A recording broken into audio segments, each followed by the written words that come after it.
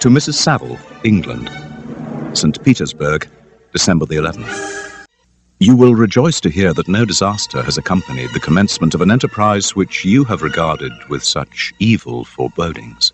I arrived here yesterday, and my first task is to assure my dear sister of my welfare and increasing confidence in the success of my undertaking. I am already far north of London, and I feel a cold northern breeze play upon my cheeks. This breeze, which has travelled from the regions towards which I am advancing, gives me a foretaste of those icy climes. There, Margaret, the sun is forever visible, its broad disk just skirting the horizon and diffusing a perpetual splendour. What may not be expected in a country of eternal light? This expedition has been the favourite dream of my early years. I have read with ardour the accounts of the various voyages which have been made in the prospect of arriving at the North Pacific Ocean through the seas which surround the pole. My education was neglected, yet these volumes were my study day and night. 6 years have passed since I resolved on my present undertaking. I can even now remember the hour from which I dedicated myself to this great enterprise. I commenced by inuring my body to hardship. I voluntarily endured cold, famine, thirst, and want of sleep. And now, Margaret, do I not deserve to accomplish some great purpose? This is the most favourable period for travelling in Russia. They fly quickly over the snow in their sledges. The cold is not excessive if you are wrapped in furs, a dress which I have already adopted. I shall depart for Archangel in a fortnight or 3 weeks, and my intention is to hire a ship there. I do not intend to sail until the month of June. And when shall I return? Ah, dear sister, how can I answer this? If I succeed, many, many months, perhaps years, will pass before you and I may meet. If I fail, you will see me again soon, or never. Farewell, my dear, excellent Margaret. Heaven shower down blessings on you, and save me, that I may again and again testify my gratitude for all your love and kindness. Your affectionate brother, R. Walton. To Mrs. Saville, England, Archangel, 28th March. How slowly the time passes here, encompassed as I am by frost and snow. Yet a second step is taken towards my enterprise. I have hired a vessel, and am occupied in collecting my sailors. But I have one want, which I have never yet been able to satisfy, and the absence of the object of which I now feel is a most severe evil. I have no friend, Margaret. I desire the company of a man who could sympathize with me. I have no one near me, gentle yet courageous, possessed of a cultivated as well as of a capacious mind, whose tastes are like my own, to approve or amend my plans. But this is a useless complaint. I shall certainly find no friend on the wide ocean, nor even here in Archangel among merchants and seamen. Yet some feelings beat even in these rugged bosoms. I cannot describe to you my sensations on the near prospect of my undertaking. I am going to unexplored regions, to the land of mist and snow. But I shall kill no albatross, therefore do not be alarmed for my safety, or if I should come back to you as worn and woeful as the ancient mariner. Shall I meet you again, after having traversed immense seas? I cannot expect success. Yet I cannot bear to look on the reverse of the picture. Continue for the present to write to me by every opportunity. I may receive your letters on some occasions when I need them most to support my spirits. Remember me with affection, should you never hear from me again. Your affectionate brother, Robert Walton. To Mrs. Saville, England, July 7th. My dear sister, I write a few lines in haste to say that I am safe and well advanced on my voyage. This letter will reach England by a merchantman now on its homeward voyage from Archangel. Although I may not see my native land for many years, I am in good spirits. We have already reached a very high latitude, but it is the height of summer, and although not so warm as in England, the southern gales, which blow us speedily towards those shores which I so ardently desire to attain, breathe a degree of renovating warmth which I had not expected. Adieu, my dear Margaret. Be assured that for my sake as well as yours, I will not rashly encounter danger, but success shall crown my endeavours. Wherefore not? What can stop the determined heart and resolved will of man? My swelling heart involuntarily pours itself out thus, but I must finish. Heaven bless my beloved sister, R.W. To Mrs. Saville, England, August 5th. So strange an accident has happened to us. that I cannot forbear recording it, although it is very probable that you will see me before these papers can come into your possession. Last Monday, July 31st, we were nearly surrounded by ice. Our situation was somewhat dangerous, especially as we were compassed round by a very thick fog. We accordingly lay to. About 2 o'clock the mist cleared away, and we beheld, stretched out in every direction, vast and irregular plains of ice, which seemed to have no end. Some of my comrades groaned, and my own mind began to grow watchful with anxious thoughts, when a strange sight suddenly attracted our attention. We perceived a low carriage, fixed on a sledge and drawn by dogs, pass on towards the north at the distance of 1/2 mile. A being, which had the shape of a man, but apparently of gigantic stature, sat in the sledge and guided the dogs. We watched with our telescopes until the traveller was lost to us.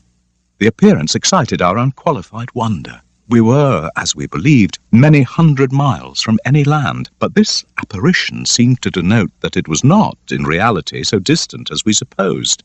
Shut in by ice, however, it was impossible to follow his track.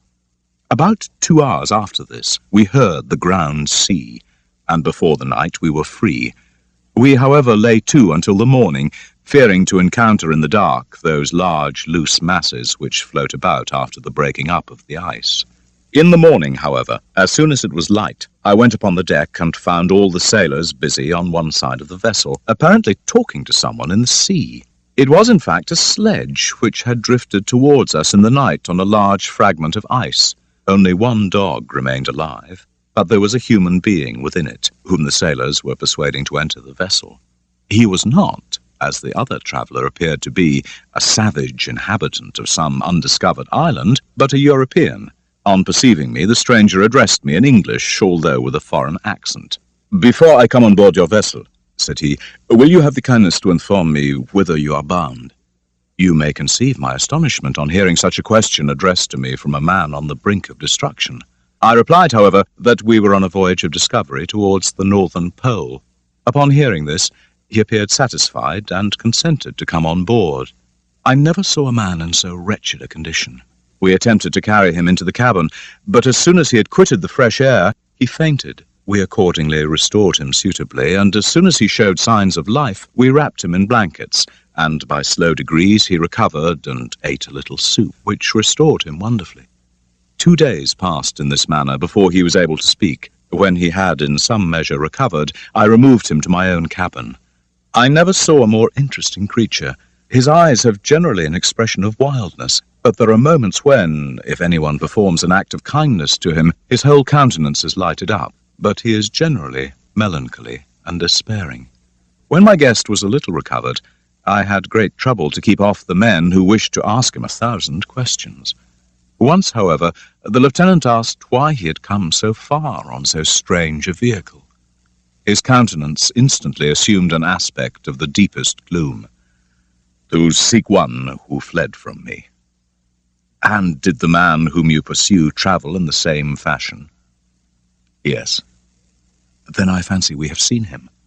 For the day before we picked you up, we saw some dogs drawing a sledge, with a man in it, across the ice." This aroused the stranger's attention, and he asked a multitude of questions. When alone with me, he inquired if I thought that the breaking up of the ice had destroyed the other sledge. I replied that I could not answer with any degree of certainty. From this time, a new spirit of life animated the decaying frame of the stranger. He manifests the greatest eagerness to be on deck to look for the sledge which had before appeared, but he is too weak, and I have promised that someone should watch for him. Such is my journal of what relates to this strange occurrence up to the present day. The stranger has gradually improved in health, but is very silent. For my own part, I begin to love him as a brother. He must have been a noble creature in his better days. I said in one of my letters, my dear Margaret, that I should find no friend on the wide ocean. Yet I have found a man who, before his spirit had been broken by misery, I should have been happy to have possessed as a brother of the heart.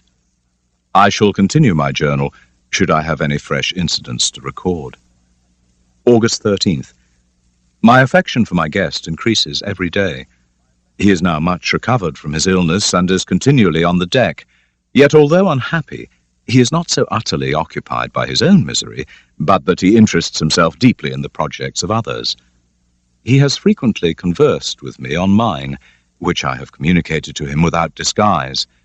I was easily led by the sympathy which he evinced to use the language of my heart, and to say with all the fervour that warmed me how gladly I would sacrifice my fortune, my existence, my every hope to the furtherance of my enterprise.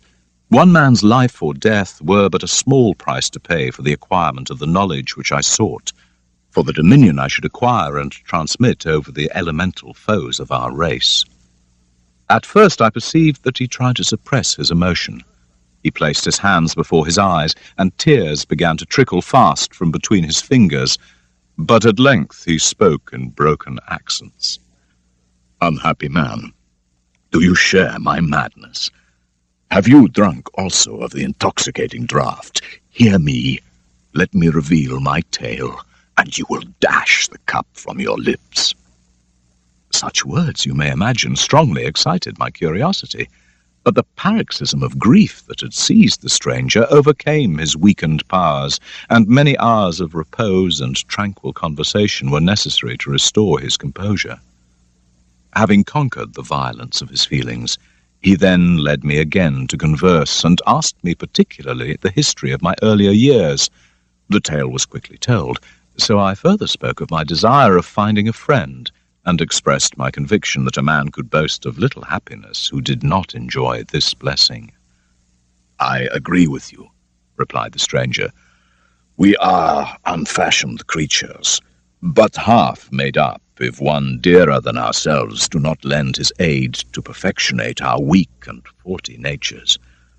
You have hope and the world before you, and have no cause for despair. I once had a friend, the most noble of human creatures, but I have now lost everything, and cannot begin life anew." And at this, his countenance became expressive of a calm, settled grief, and presently he retired to his cabin. Will you smile at the enthusiasm I express concerning this divine wanderer? Sometimes I have endeavoured to discover what quality it is which he possesses that elevates him so immeasurably above any other person I ever knew. I believe it is an intuitive discernment, a quick but never-failing power of judgment, a penetration into the causes of things, unequalled for clearness and precision. Add to this a facility of expression, and a voice whose varied intonations are soul-subduing music. August 19th. Yesterday, the stranger said to me, "You may easily perceive, Captain Walton, that I have suffered great and unparalleled misfortunes. I had determined at one time that the memory of these evils should die with me, but you have won me to alter my determination. Prepare to hear of occurrences which are usually deemed marvelous.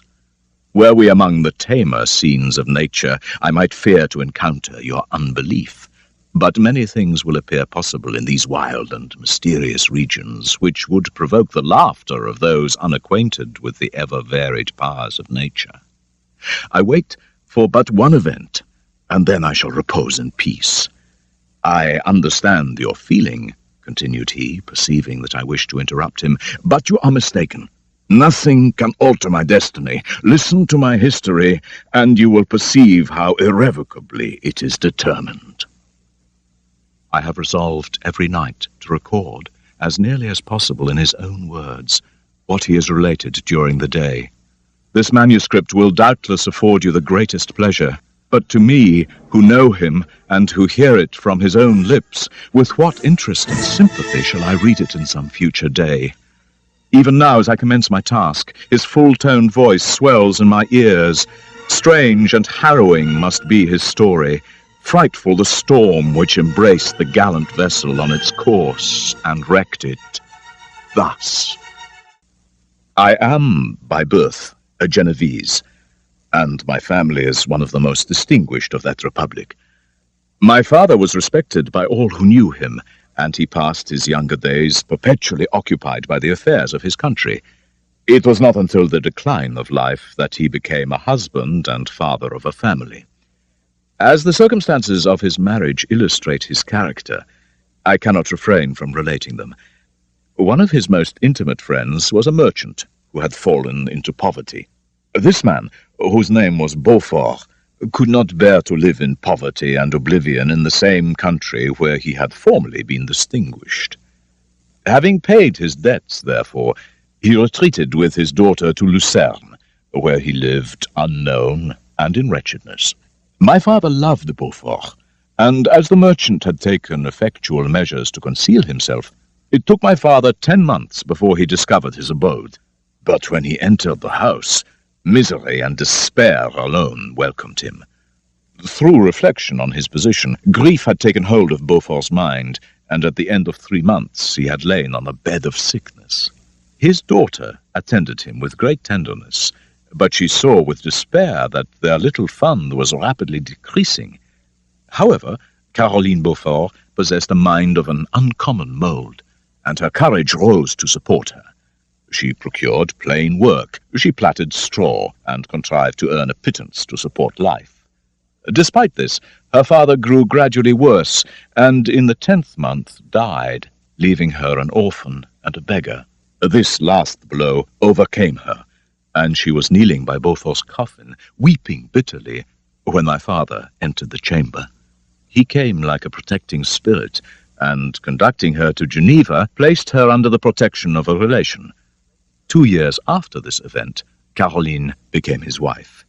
There was a considerable difference between the ages of my parents, but this circumstance seemed to unite them only closer.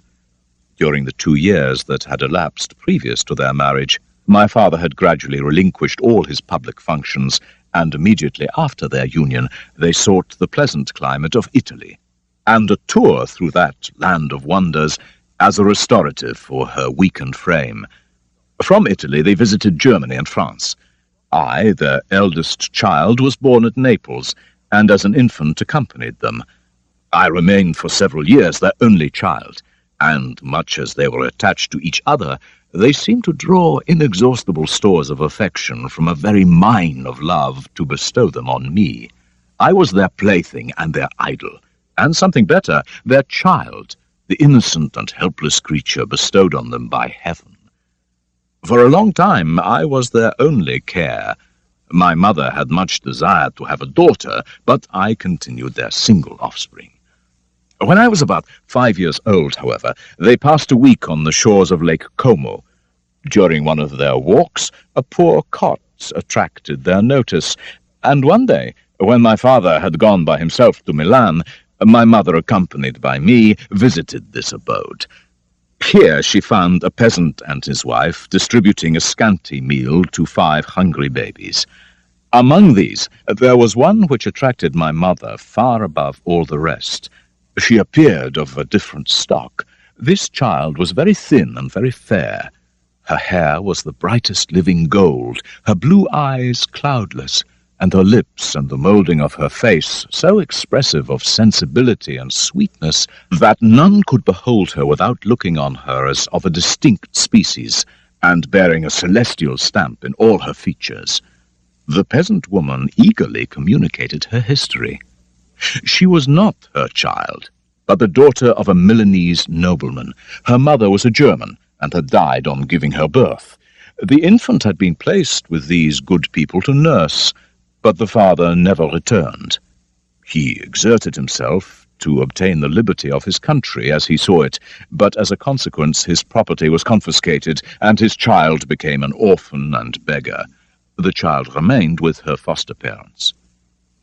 When my father returned from Milan, he found playing with me in the hall of our villa a creature who seemed to shed radiance from her looks, and whose form and motions were lighter than the chamois of the hills.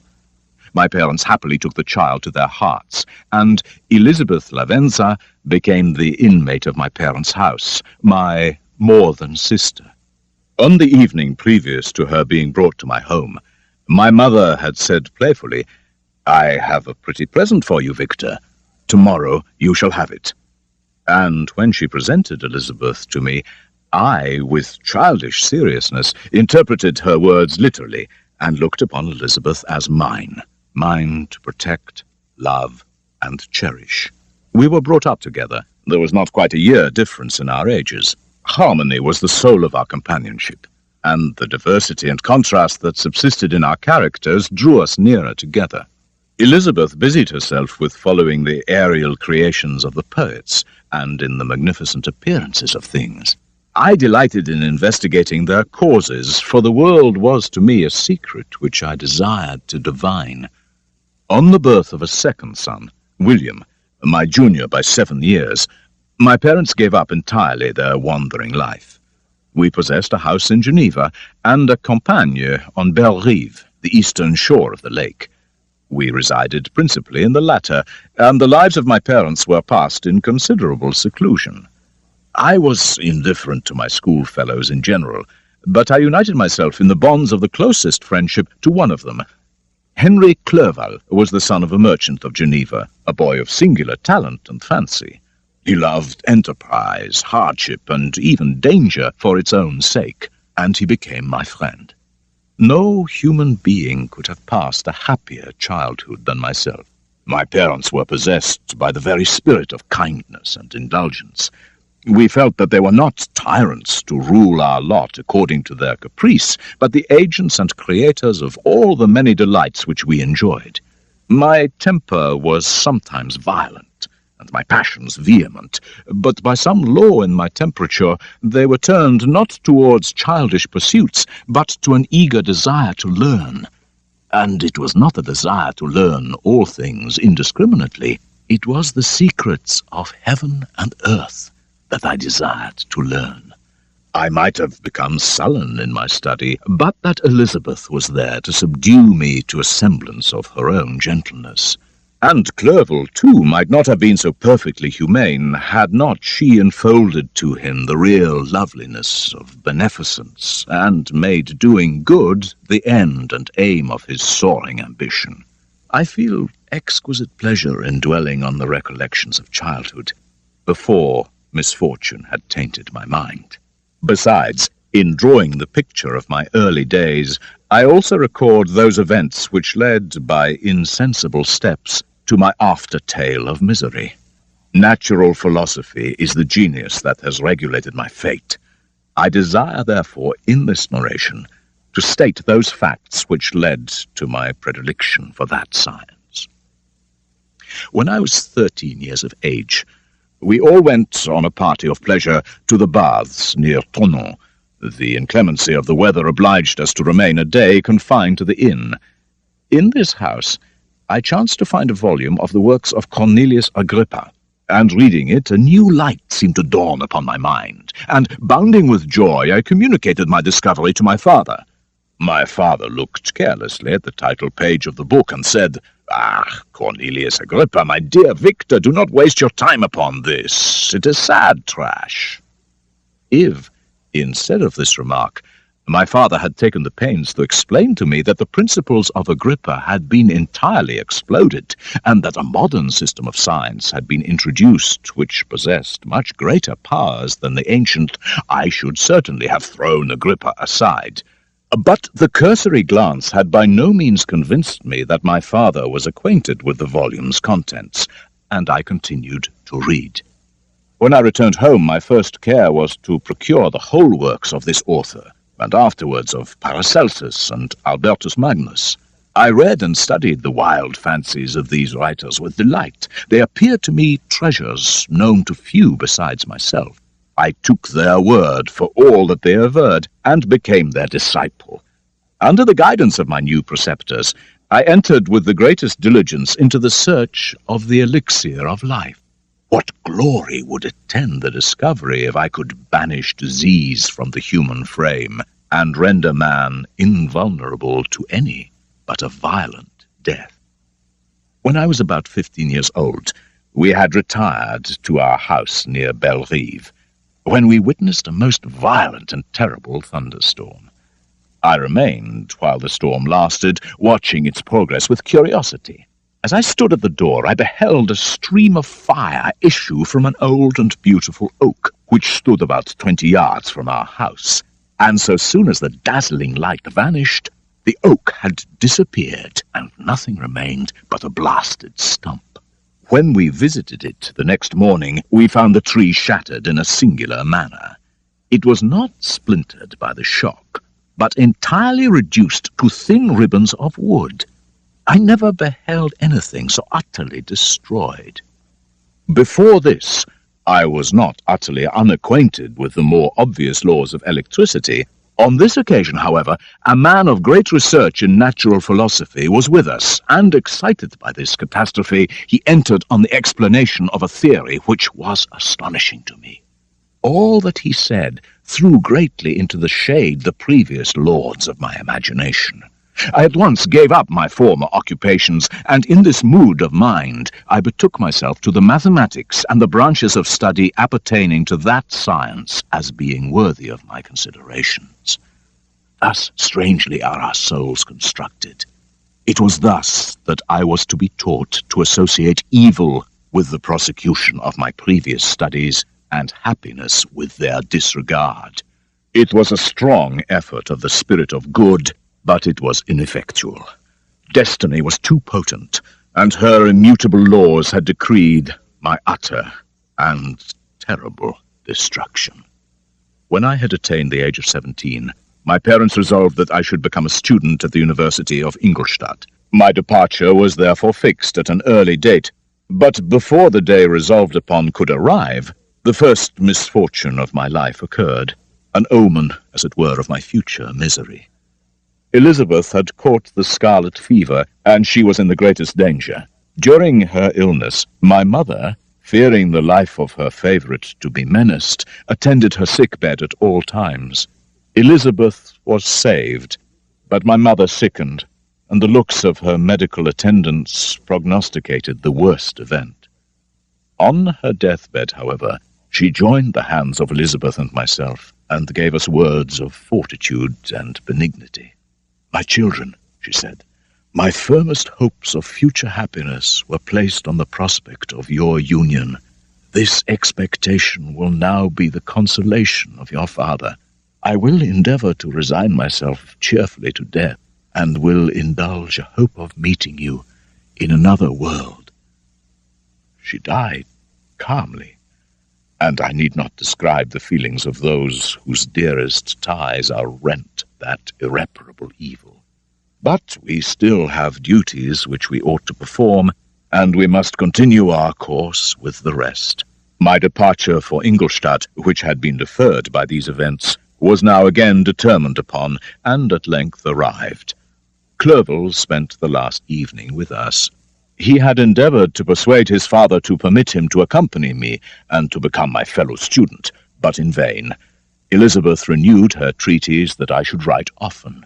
At morning's dawn, I descended to the carriage which was to convey me away, and I threw myself into the chaise and indulged in the most melancholy reflection. I was now alone. At Ingolstadt, I must form my own friends and be my own protector. And as my journey proceeded, my spirits and hopes rose. At Ingolstadt I alighted and was conducted to my solitary apartment. The next morning, chance, or rather the angel of destruction, led me first to Monsieur Kemper, professor of natural philosophy. He asked me several questions regarding my progress, and I replied carelessly, mentioning the names of my alchemists as the principal authors I had studied. The professor stared. "My dear sir," he said, "every instant that you have wasted on these books is utterly and entirely lost. You must begin your studies anew." And so saying, he wrote down a list of several books treating of natural philosophy, which he desired me to procure, and dismissed me. After mentioning a course of lectures he intended to commence the following week, alternating with a Monsieur Waldman, who would lecture upon chemistry. I returned home, not disappointed, for I have said that I had long considered these authors useless whom the professor reprobated. But I returned not at all the more inclined to studies in any shape. I was required to exchange chimeras of boundless grandeur for realities of little worth. Such were my reflections during my first 2 or 3 days, but as the ensuing week commenced, I recollected what Monsieur Kemper had said regarding Monsieur Waldman, whom I had never seen. Partly from curiosity and partly from idleness, therefore, I went into the lecturing room where Monsieur Waldman was due to commence.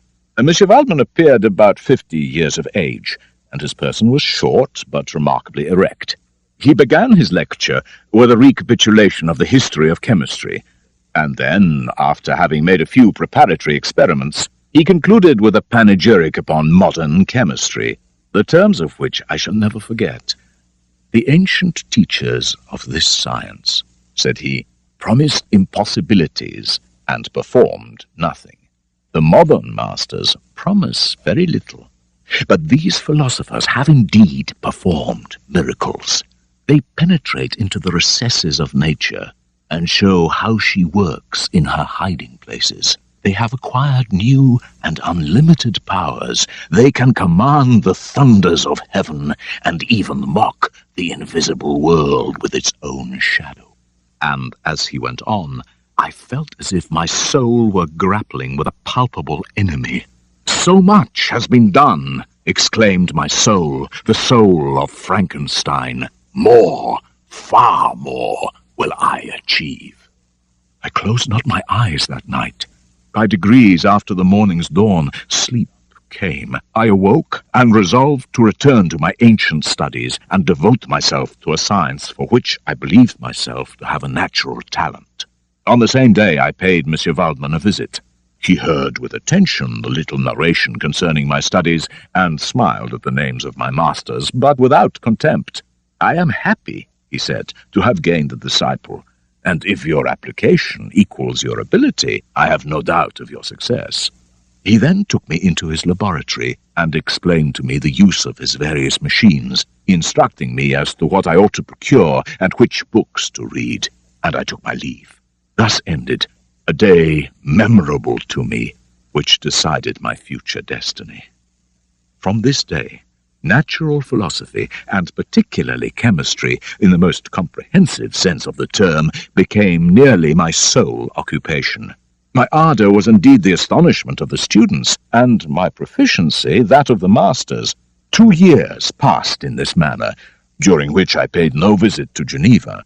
None but those who have experienced them can conceive of the enticements of science. Only when I had become as well acquainted with theory as practice, that I no longer depended on my professors at Ingolstadt, did I think of returning to my friends and my native town. But an accident happened that protracted my stay. One of the phenomena which had particularly attracted my attention was the structure of the human frame, and indeed any animal endued with life. Whence, I often asked myself, did the principle of life proceed? It was a bold question, and one which had ever been considered a mystery.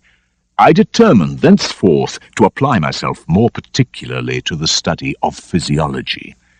To examine the causes of life, I concluded that we must first have recourse to death. I therefore became acquainted with the science of anatomy, but this was not sufficient. I must also observe the natural decay and corruption of the human body.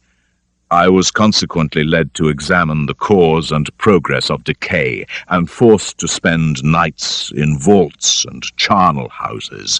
I saw how the fine form of man was degraded and wasted, how the worm inherited the wonders of the eye and brain, until from the midst of this darkness a sudden light broke in upon me, a light so brilliant and wondrous, yet so simple, that I became dizzy with the immensity of the prospect which it illustrated. Remember, I am not recording the vision of a madman. After days and nights of incredible labor and fatigue, I succeeded in discovering the cause and generation of life. Nay, more, I became capable of bestowing animation upon lifeless matter. The astonishment which I had at first experienced on this discovery soon gave place to delight and rapture. What had been the study and desire of the wisest men since the creation of the world was now within my grasp. I see by your eagerness, and the wonder and hope which your eyes express, my friend, that you expect to be informed of the secret with which I am acquainted. That cannot be. Listen patiently to the end of my story, and you will perceive why I am reserved upon that subject. Learn from me how dangerous is the acquirement of knowledge, and how much happier that man who believes his native town to be the world than he who aspires to become greater than his nature will allow. When I found so astonishing a power placed within my hands, I hesitated a long time concerning the manner in which I should employ it. I doubted at first whether I should attempt the creation of a being like myself, or one of simpler organization. But my imagination was too much exalted by that first success to permit me to doubt of my ability to give life to an animal as complex and wonderful as man. It was with these feelings that I began the creation of a human being.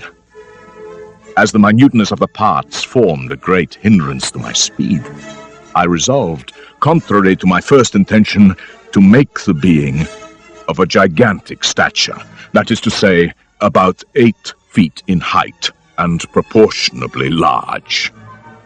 After having spent some months in successfully collecting and arranging my materials, I began.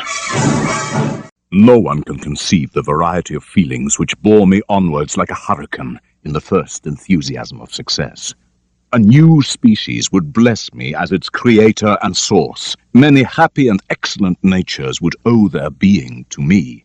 These thoughts supported my spirits, while I pursued my undertaking with unremitting ardor. My cheek had grown pale with study, and my person had become emaciated with confinement. Sometimes, on the very brink of certainty, I failed, yet still I clung to the hope which the next day or the next hour might realize. Who shall conceive the horrors of my secret toil, as I dabbled among the unhallowed damps of the grave, or tortured the living animal to animate the lifeless clay? In a solitary chamber, or rather a cell, at the top of the house, and separated from all other apartments, I kept my workshop of filthy creation. Winter, spring, and summer passed away during my labors, and it was not until a dreary night of November that I beheld the accomplishment of my toils. With an anxiety that almost amounted to agony, I collected the instruments of life around me, that I might infuse a spark of being into the lifeless thing that lay at my feet. It was already 1 in the morning. The rain pattered miserably against the panes, and my candle was nearly burnt out, when, by the glimmer of the half-extinguished light, I saw the dull yellow eye of the creature open.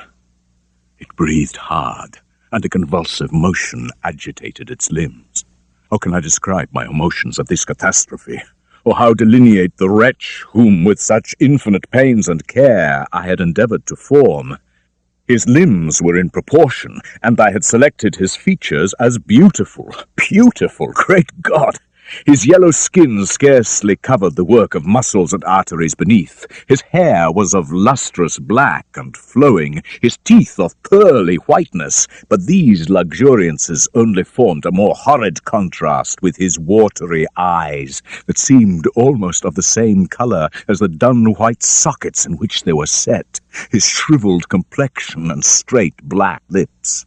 Unable to endure the aspect of the being I had created, I rushed out of the room and continued a long time traversing my bedchamber. At length I threw myself on the bed in my clothes, but it was in vain. I slept, but I spent the night wretchedly. Morning, dismal and wet, at length dawned. I issued straightway into the streets, as if to avoid the wretch whom I feared every turning of the street would present to my view. I came at length opposite to the inn at which the various carriages usually stopped. Here I paused, with my eyes fixed on a coach drawing near, observing that it was the Swiss diligence. It stopped just where I was standing, and on the door being opened, I perceived Henry Clerval, who, on seeing me, instantly sprung out. "My dear Frankenstein," exclaimed he, "how fortunate that you should be here at the very moment of my alighting." I grasped his hand, and in a moment forgot my horror and misfortune. I felt for the first time in many months calm and serene joy. I welcomed my friend, therefore, in the most cordial manner, and we walked towards the college. "It gives me the greatest delight to see you," I said to him at length. "But tell me how you left my father, brothers, and Elizabeth." "Very well, and very happy. Only a little uneasy that they hear from you so seldom. But, my dear Frankenstein, how very ill you appear. So thin and pale." I trembled, and could not endure to think of the occurrences of the preceding night. We soon arrived at my college, and I then reflected, and the thought made me shiver, that the creature whom I had left in my apartment might still be there, alive and walking about. I darted up towards my own room. I paused, and then threw the door forcibly open. But nothing appeared. I stepped fearfully in. The apartment was empty, and my bedroom was also freed from its hideous guest. I could hardly believe that so great a good fortune could have befallen me. But when I became assured that my enemy had indeed fled, I clapped my hands for joy and ran down to Clerval. We ascended into my room, and the servant presently brought breakfast. But I was unable to contain myself. I jumped over the chairs, clapped my hands, and laughed aloud. "My dear Victor," cried he, "what, for God's sake, is the matter? Do not laugh in that manner. What is the cause of all this?" "Do not ask me," cried I, putting my hands before my eyes, for I thought I saw the dreaded spectre glide into the room. "He can tell. Oh, save me, save me!" I imagined that the monster seized me. I struggled furiously and fell down in a fit. Poor Clerval, what must have been in his feelings? A meeting which he anticipated with such joy so strangely turned to bitterness. For this was the commencement of a nervous fever which confined me for several months. During all that time Henry was my only nurse. By very slow degrees, and with frequent relapses that alarmed and grieved my friend, I recovered, and in a short time I became as cheerful as before. "Dearest Clerval," exclaimed I, "how shall I ever repay you? You will repay me entirely if you get well as fast as you can, and since you appear in such good spirits, I shall speak to you of one subject. I will not mention it if it agitates you, but your father and cousin would be very happy if they received a letter from you, in your own handwriting." "Is that all, my dear Henry? But of course. If this is your present temper, therefore, my friend, you will perhaps be glad to see a letter that has been lying here some days for you. It is from your cousin, I believe." Clerval then put the following letter into my hands. It was from my own Elizabeth. "My dearest cousin, you have been ill. Yet Clerval writes that indeed you are getting better.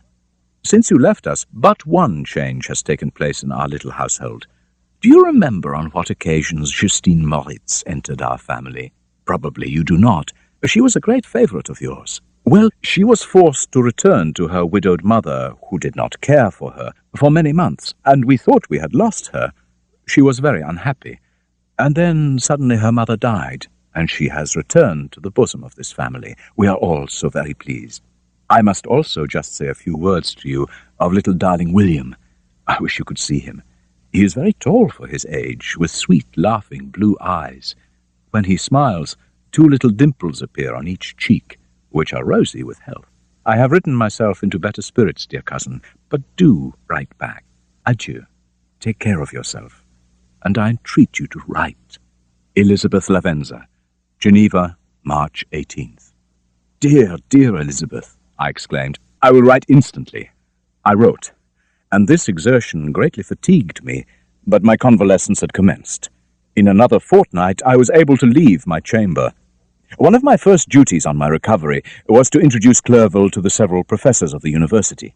Clerval had never sympathized in my tastes for natural sciences, and hating my former studies, I felt great relief in being the fellow pupil with my friend. Summer passed away, and my return to Geneva was fixed for the latter end of autumn, but being delayed, winter and snow arrived, and my journey was retarded to the ensuing spring. The month of May had already commenced when Henry proposed a pedestrian tour in the environs of Ingolstadt, that I might bid a farewell. The countryside was glorious, and we returned to my college in high spirits to find the following letter from my father. My dear Victor, You have probably waited impatiently for a letter to fix the date of your return. I was at first tempted to write only a few lines, merely mentioning the day on which I should expect you, but that would be a cruel kindness, and I dare not do it. What would be your surprise, my son, when you expect a happy and glad welcome, to behold, on the contrary, tears and wretchedness? And how, Victor, can I relate our misfortune? I wish to prepare you for the woeful news, but I know it is impossible. William is dead. That sweet child, whose smiles delighted and warmed my heart. Victor, he is murdered. I will not attempt to console you, but will merely relate the circumstances of the transaction. Last Thursday, May 7th, I, my niece, and your 2 brothers went to walk in Plain-Palais. It was already dusk before we thought of returning, and then we discovered that William and Ernest, who had gone on before, were not to be found. We accordingly rested on a seat.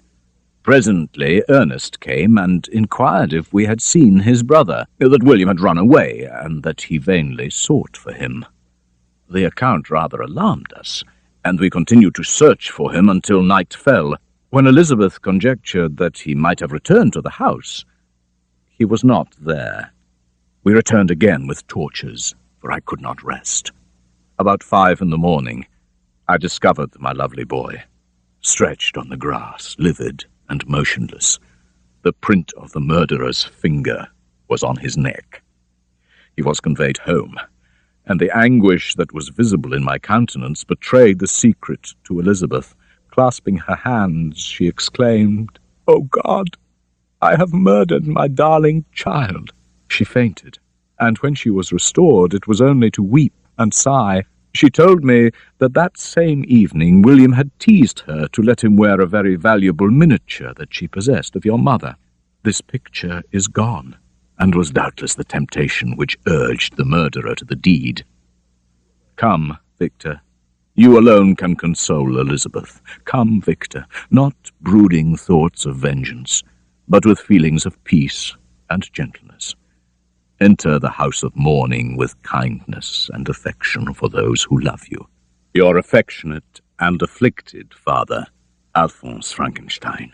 Geneva, May 12th.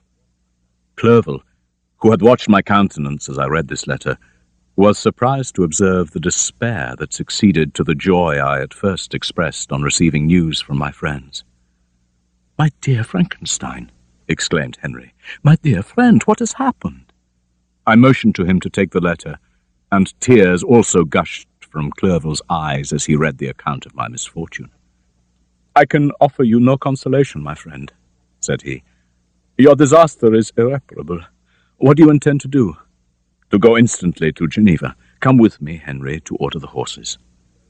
During our walk, Clerval endeavoured to say a few words of consolation. He could only express his heartfelt sympathy. "Dear, lovely child, to die so miserably, to feel the murderer's grasp. How much more a murderer that could destroy such radiant innocence?" These words impressed themselves heavily on my mind. But now, as the horses arrived, I hurried into a cabriolet and bade farewell to my friend.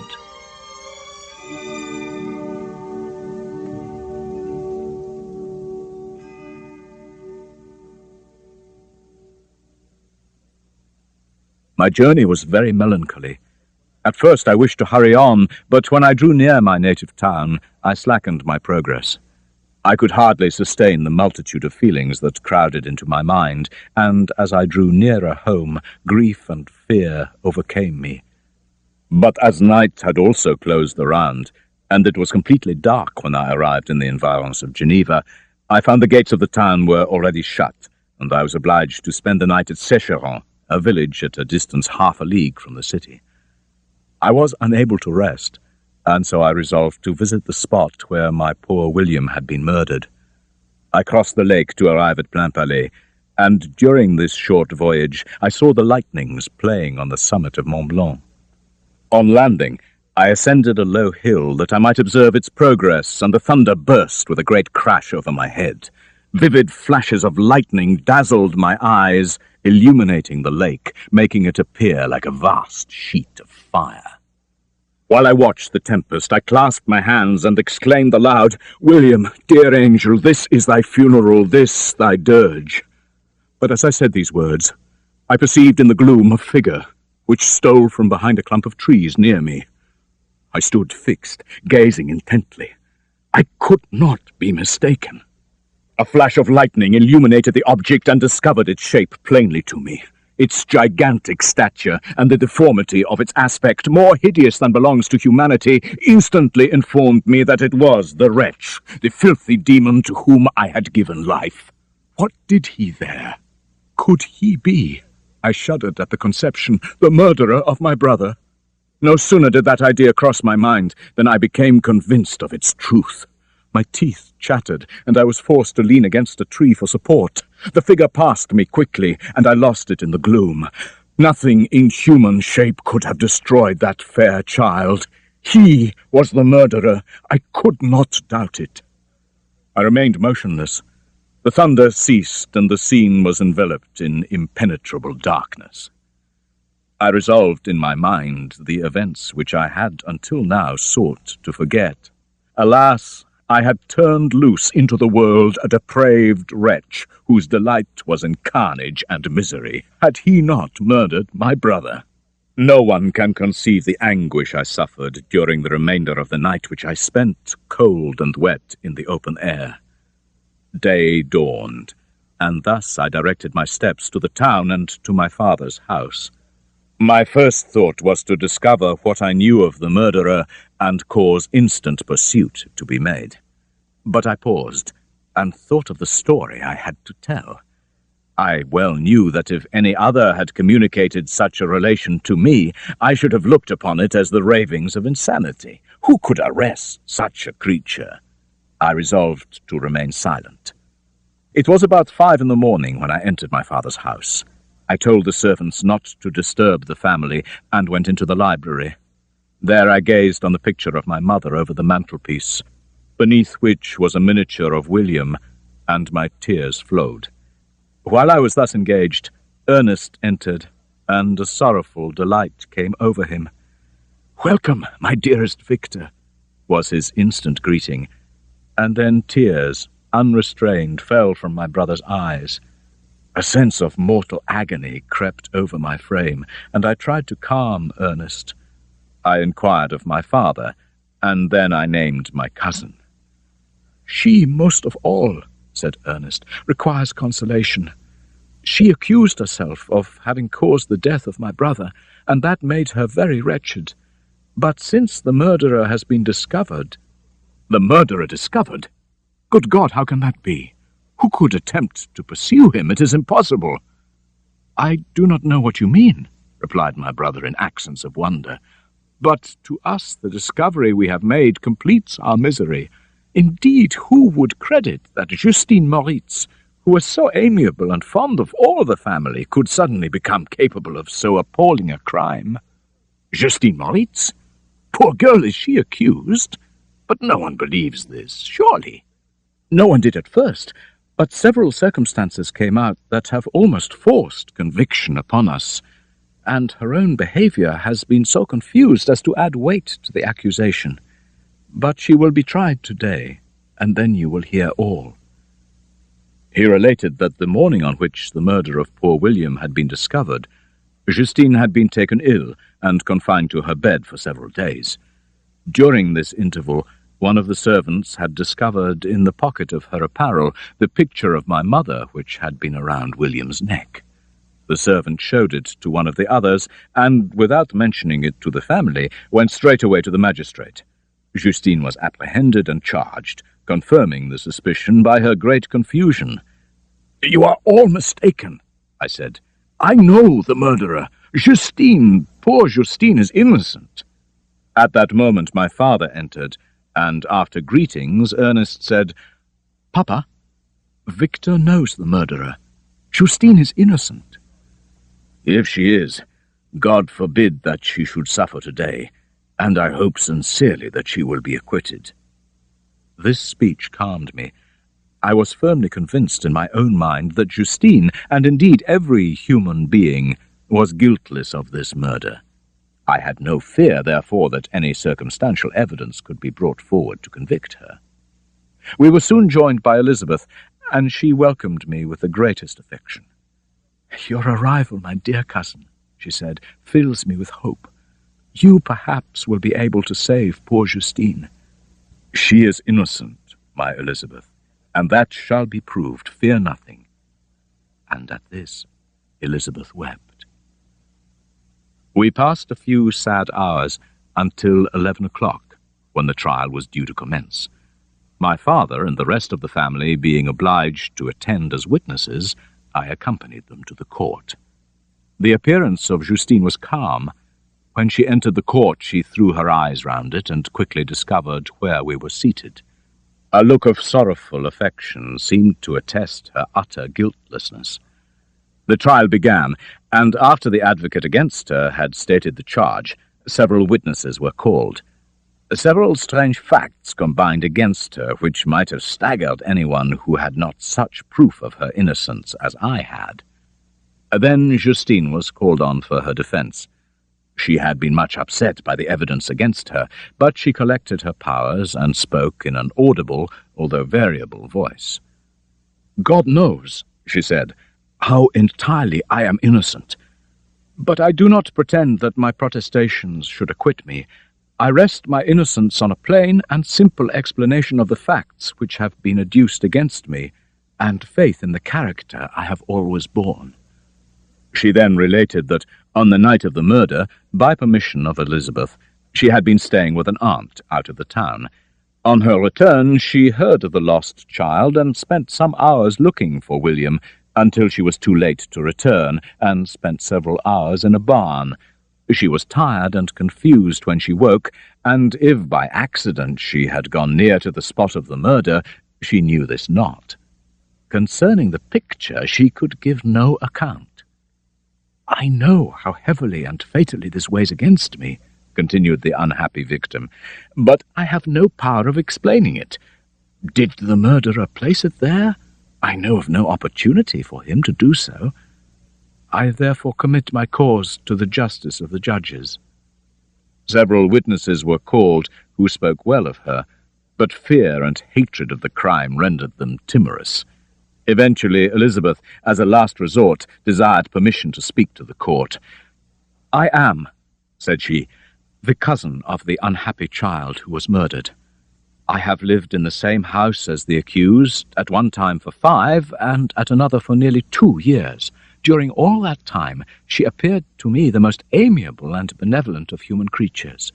She was warmly attached to the child who is now dead, and for my own part, I do not hesitate to say that, notwithstanding all the evidence produced against her, I believe and rely on her total innocence." A murmur of approbation followed Elizabeth's simple but powerful appeal, but it was excited by her generous inference, and public indignation turned with renewed violence on what they saw as the ingratitude of Justine. My own agitation and anguish was extreme during the trial, and I passed a night of unmingled wretchedness. In the morning I went to the court. The ballots had been thrown. They were all black, and Justine was condemned. And on the morrow, Justine died. The innocent perished on the scaffold as a murderess. From the tortures of my own heart, I turned to contemplate the deep and voiceless grief of my Elizabeth. This also was my doing, and my father's woe, and the desolation of that late so smiling home, all was the work of my thrice accursed hands. This state of my mind preyed upon my health. Solitude became my only consolation, and I could only respond to my father with a look of despair, and endeavour to hide myself from his company. About this time, we retired to our house at Bellerive. This change was particularly agreeable to me, for I was now free. Often I took the boat and passed many hours upon the water. I was often tempted to plunge into the silent lake, but I was restrained when I thought of the heroic and suffering Elizabeth, whom I tenderly loved. I wished that peace would revisit my mind, but that could not be. Remorse extinguished every hope, and I lived in daily fear that the monster whom I had created should perpetrate some new wickedness. When I reflected on his crimes and malice, I wished to see him again, that I might avenge his crimes and my own. Sometimes I could cope with the sullen despair that overwhelmed me, but at other times the whirlwind passions of my soul drove me to seek, by bodily exercise and by change, some relief. It was during an access of this kind that I suddenly left my home, and bending my steps towards the near Alpine villages, sought in the magnificence, the eternity of such scenes, to forget myself and my sorrows. I performed the first part of my journey on horseback. I afterwards hired a mule, and the weight of my spirit was sensibly lightened as I plunged yet deeper into the ravine of the Arve. The mighty Alps, white and shining pyramids and domes, towered above all, as though they belonged to another earth, the habitations of another race of beings. Soon after this, I entered the valley of Chamonix, and looked up at the supreme and magnificent Mont Blanc. A tingling, long-lost sense of pleasure began to come across me in my journey, and maternal nature herself bade me weep no more. At length I arrived at the village of Chamonix, where I entered a guest-house, and exhaustion succeeded to the extreme fatigue, both of body and mind, which I had endured. I spent the following day roaming through the valley. The abrupt sides of vast mountains were before me. The icy wall of the glacier overhung me, and the solemn silence of this glorious presence-chamber of imperial nature was broken only by the brawling waves or the fall of some vast fragment. These great and magnificent scenes afforded me the greatest consolation that I was capable of receiving. But when the next morning I awoke, a dark melancholy clouded every thought. The rain was pouring in torrents. The thick mists hid the summit of the mountains. Still, I would penetrate their misty veil. My mule was brought to the door, and I resolved to ascend to the summit of Montanvert. The ascent is precipitous, and it is a scene terrifically desolate.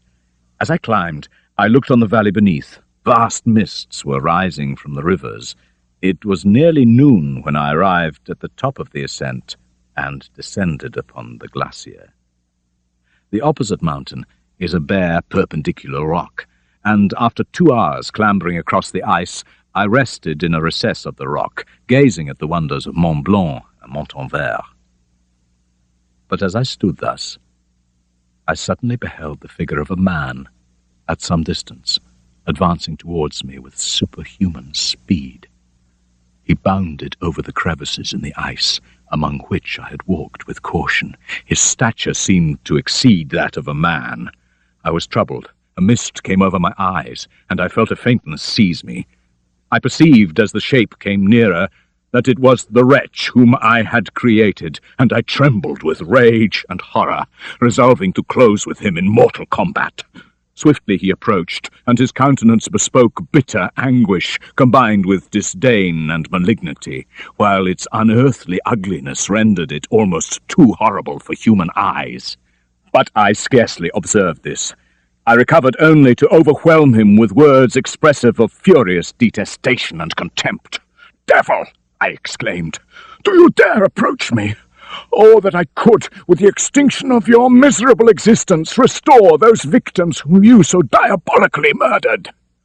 "I expected this reception," said the demon. "All men hate the wretched. Yet you, my creator, detest and spurn me, thy creature, to whom thou art bound by ties only dissoluble by the annihilation of one of us. Do your duty towards me, and I will do mine towards you and the rest of mankind.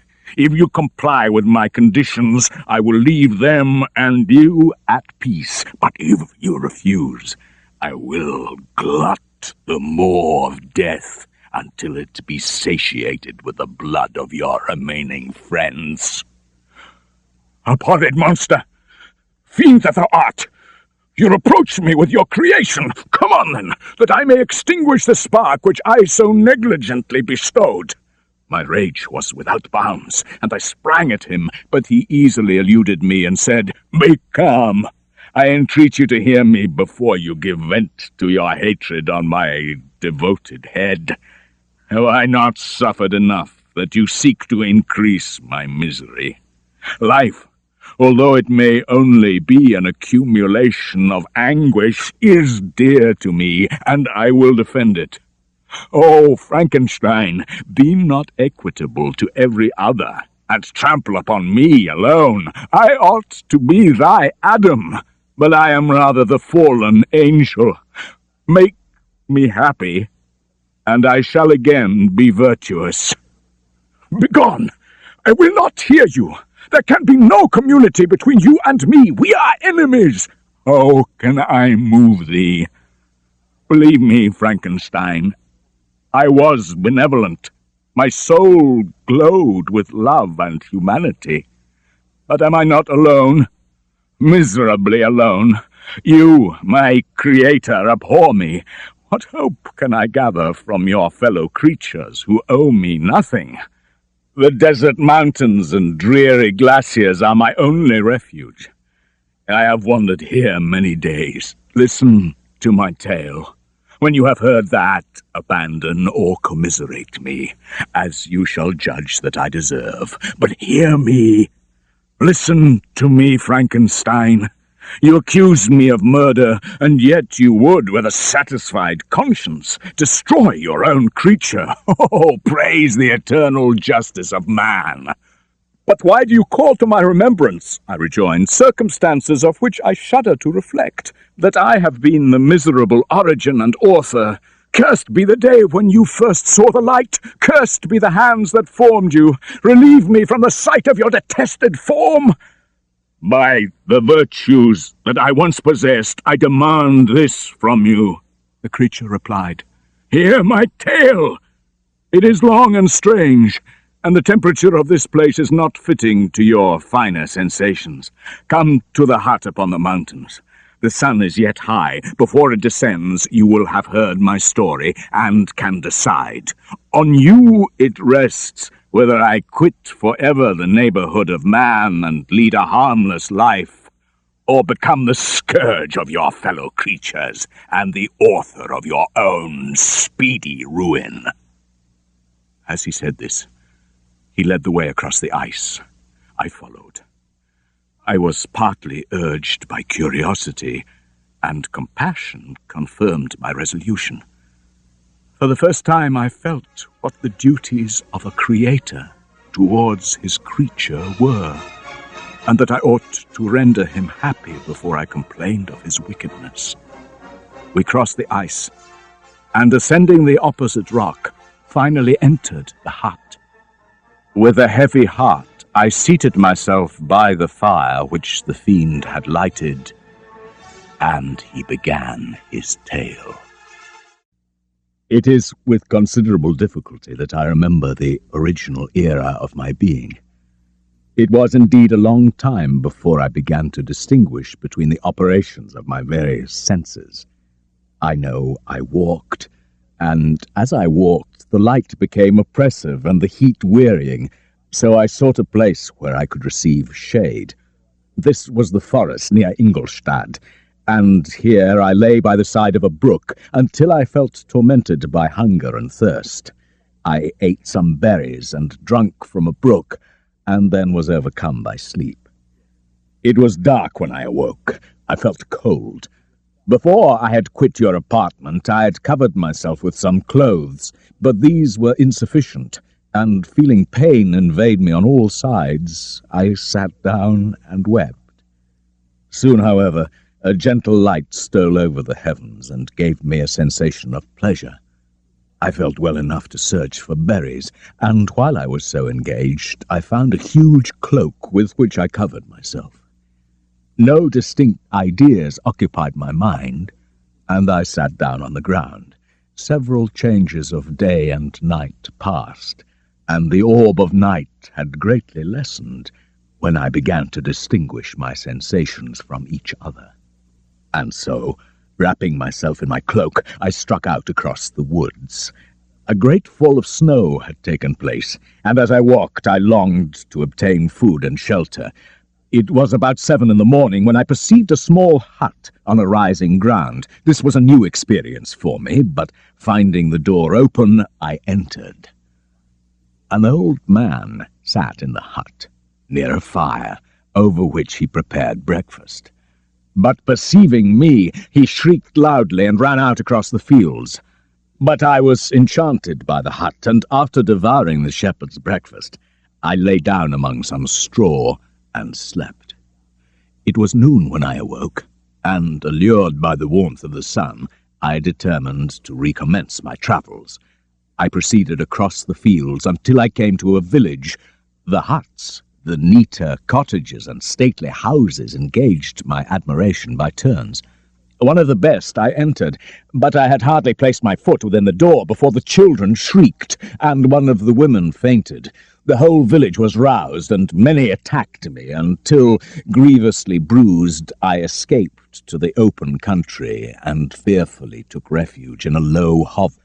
This hovel, it turned out, joined a cottage of a neat and pleasant appearance, but I dared not enter it. My place of refuge was so low that I could with difficulty sit upright in it, and although the wind entered it by innumerable chinks, I found it an agreeable asylum from the snow and rain. Here then I retreated, happy to find a shelter from the inclemencies of the weather, but more from the barbarity of man. I resolved to reside in this hovel, and I ate a little breakfast that I had procured. I was about to remove a plank to procure a little water when I heard a step, and looking through a chink, I beheld a young creature with a pail on her head. The girl was young and of gentle demeanour, yet she was meanly dressed. As she walked along, a young man met her, took the pail from her head, and together they returned to the cottage. On examining my dwelling, I found that one of the windows of the cottage had formerly occupied a part of it, but the panes had been filled up with wood. In one of these was a small and almost imperceptible chink through which the eye could just penetrate. Through this crevice, a small room was visible, whitewashed and clean, but very bare of furniture. In one corner, near a small fire, sat an old man. The young girl presently took something out of a drawer, and handing it to the old man, he began to play, and to produce a sound sweeter than the nightingale. The silver hair and benevolent countenance of the aged cottager won my reverence, while the gentle manners of the girl enticed my love. On finishing his tune, the old man raised the girl and smiled with such kindness and affection that I felt sensations of a peculiar and overpowering nature. They were a mixture of pain and pleasure such as I had never before experienced, and I withdrew unable to bear these emotions. Night quickly shut in, but to my extreme wonder I found that the cottagers had a means of prolonging light, and was delighted to find that the setting of the sun did not put an end to my pleasure in watching my neighbours. What chiefly struck me was the gentle manners of these people, and I longed to join them, but dared not. I remembered too well the treatment I had suffered the night before from the barbarous villagers. The cottagers rose the next morning before the sun, and the day was passed in the same routine which preceded it. The old man, whom I soon perceived to be blind, employed his leisure hours on his instrument or in contemplation. Nothing could exceed the love and respect which the younger cottagers showed towards their venerable companion. By degrees, I made a discovery of still greater moment.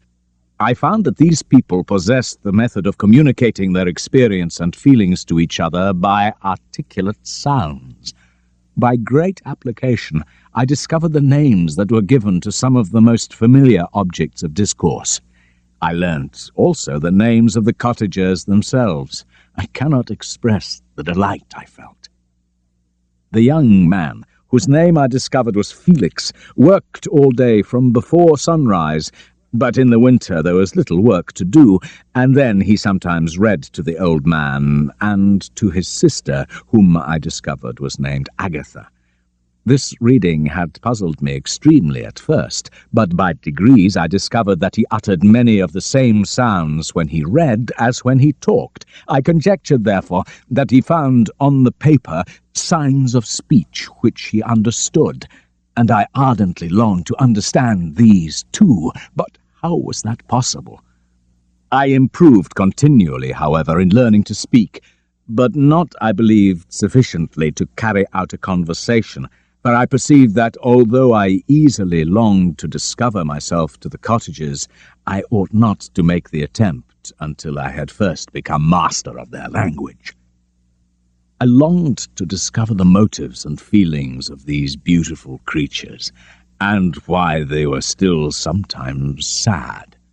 I formed in my imagination 1,000 pictures of presenting myself to them, and I imagined they would be disgusted until, by my gentle demeanour and conciliating words, I should first win their favour, and afterwards their love. Spring advanced rapidly. The weather became fine and the skies cloudless. It was on one of those days when my cottagers periodically rested from labour that I observed the countenance of Felix melancholy. The old man was just recommencing on his music when there was a tap at the door. It was a lady on horseback, accompanied by a countryman as a guide. The lady was covered with a thick black veil, but she spoke the name of Felix, and on hearing this, Felix came up, and the lady threw back her veil, and I beheld a countenance of angelic beauty and expression. Felix seemed ravished with delight. He assisted her to dismount, and, dismissing the countryman, she entered the cottage. I soon perceived that, although the stranger uttered articulate sounds, she appeared to have a language of her own. They made many signs which I did not comprehend, but I saw that her presence diffused gladness through the cottage. Some hours passed, and presently I found, by the frequent recurrence of some sound which the stranger repeated after them, that she was endeavouring to learn their language, and the idea occurred to me that I should make use of the same instructions to the same end. When they separated, Felix kissed the hand of the stranger and said, "Good night, sweet Safi." The days now passed as peaceably as before, with the sole alteration that joy had taken the place of sadness in the countenances of my friends. Safi and I improved rapidly in the knowledge of language, so that in 2 months I began to understand most of the words uttered by my protectors. While I improved in speech, I also learned the science of letters as it was taught to the stranger, and this opened before me a wide field for wonder and delight. Of my creation and creator I was ignorant, but I knew that I possessed no money, no friends, no kind of property. I was, besides, endued with a figure hideously deformed and loathsome. I was not even of the same nature as man. Was I, then, a monster, a blot upon the earth? Other lessons were impressed upon me. I heard of the difference of sexes, the birth and growth of children, how the father doted on the smiles of the infant and the sallies of the older child. But where were my friends and relations? No father had watched my infant days, no mother had blessed me with smiles, or if they had, all my past life was now a blot. What was I? The question again recurred, to be answered only with groans.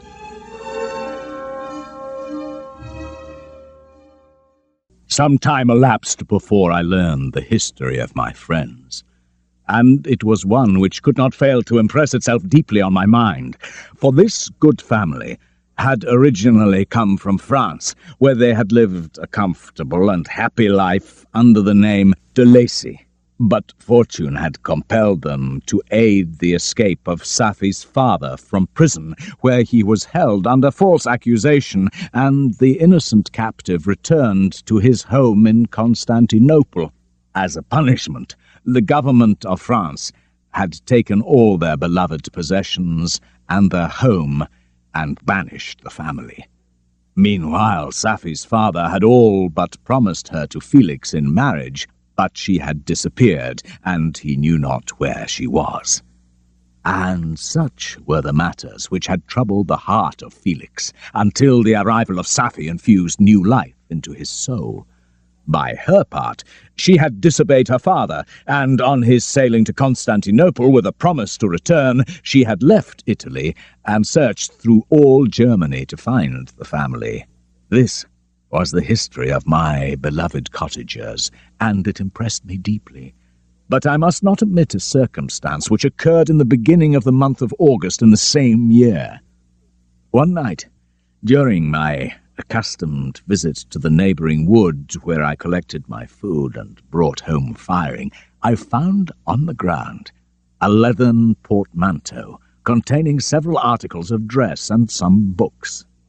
I eagerly seized the prize and returned with it to my hovel. Fortunately, the books were written in the language, the elements of which I had learned. They consisted of Paradise Lost, a volume of Plutarch's Lives, and The Sorrows of Werther. The possession of these treasures gave me extreme delight, and I now continually studied. As I read, however, I applied much to my own feelings and condition. Paradise Lost particularly excited deep emotions. Like Adam, I was apparently united by no link to any other being in existence. But he was allowed to converse with and acquire knowledge from beings of a superior nature, but I was wretched, helpless, and alone. Many times I considered Satan as the fitter emblem of my existence, for the bitter gall of envy rose in me. Another circumstance then strengthened and confirmed these feelings. Soon after my arrival in my hovel, I discovered some papers in the pocket of the dress which I had taken from your laboratory. At first I had neglected them, but now that I was able to decipher the characters, I began to study them with diligence. It was your journal of the 4 months that preceded my creation. You doubtless recollect these papers. Here they are. Everything is related in them which bears reference to my accursed origin, and I sickened as I read, "Accursed Creator." I exclaimed in agony, "Why did you form a monster so hideous that even you turned from me in disgust? God, in pity, made man beautiful and alluring. Even Satan had his companions, but I am solitary and abhorred." These were my reflections of my hours of solitude and despondency. But when I contemplated the cottagers, I persuaded myself that when they should become acquainted with my admiration of their virtues, they would feel compassion for me and overlook my personal deformity. I cherished hope, but it vanished when I beheld my person reflected in water or my shadow in the moonshine. One day, when the sun shone on the red leaves that strewed the ground and diffused cheerfulness, although it denied warmth, and the old man played on his guitar alone, I knocked on the cottage door. My heart beat quick. "Who is there?" said the old man. "Come in." I entered. "Pardon this intrusion," said I. "I am a traveller in want of a little rest. It would greatly oblige me if you would allow me to remain a few minutes before the fire." "Enter," said de Lacy, "and I will try in what manner I can to relieve your wants. My children are from home, and as you see, I am blind." "Do not trouble yourself, my kind host. It is warmth and rest only that I need." I sat down, and a silence ensued. I knew that every minute was precious to me, yet I remained irresolute. "By your language, stranger, I suppose you are my countryman. Are you French?" "No, but I was educated by a French family. I am now going to claim the protection of some friends whom I sincerely love, and of whose favor I have some hopes." "Are they German?" "No, they are French. But let us change the subject. I am an unfortunate and deserted creature. I look around and have no relation or friend upon earth. These amiable people to whom I go have never seen me, and I am full of fears. If these friends are good and amiable, do not despair. They are kind. They are the most excellent creatures in the world, but unfortunately they are prejudiced against me. I have good dispositions, and my life has been hitherto harmless, but where they ought to see a feeling and kind friend, they behold only a detestable monster. Where do these friends reside? Near this spot. The old man paused. If you will unreservedly confide to me the particularities of your tale, I perhaps may be of use in undeceiving them. Excellent man, I thank you, and trust that by your aid I shall not be driven from the society and sympathy of your fellow creatures. At that moment I heard the steps of my younger protectors. I had not a moment to lose. Seizing the hand of the old man, I cried, "Now is the time! Save and protect me! You and your family are the friends I seek.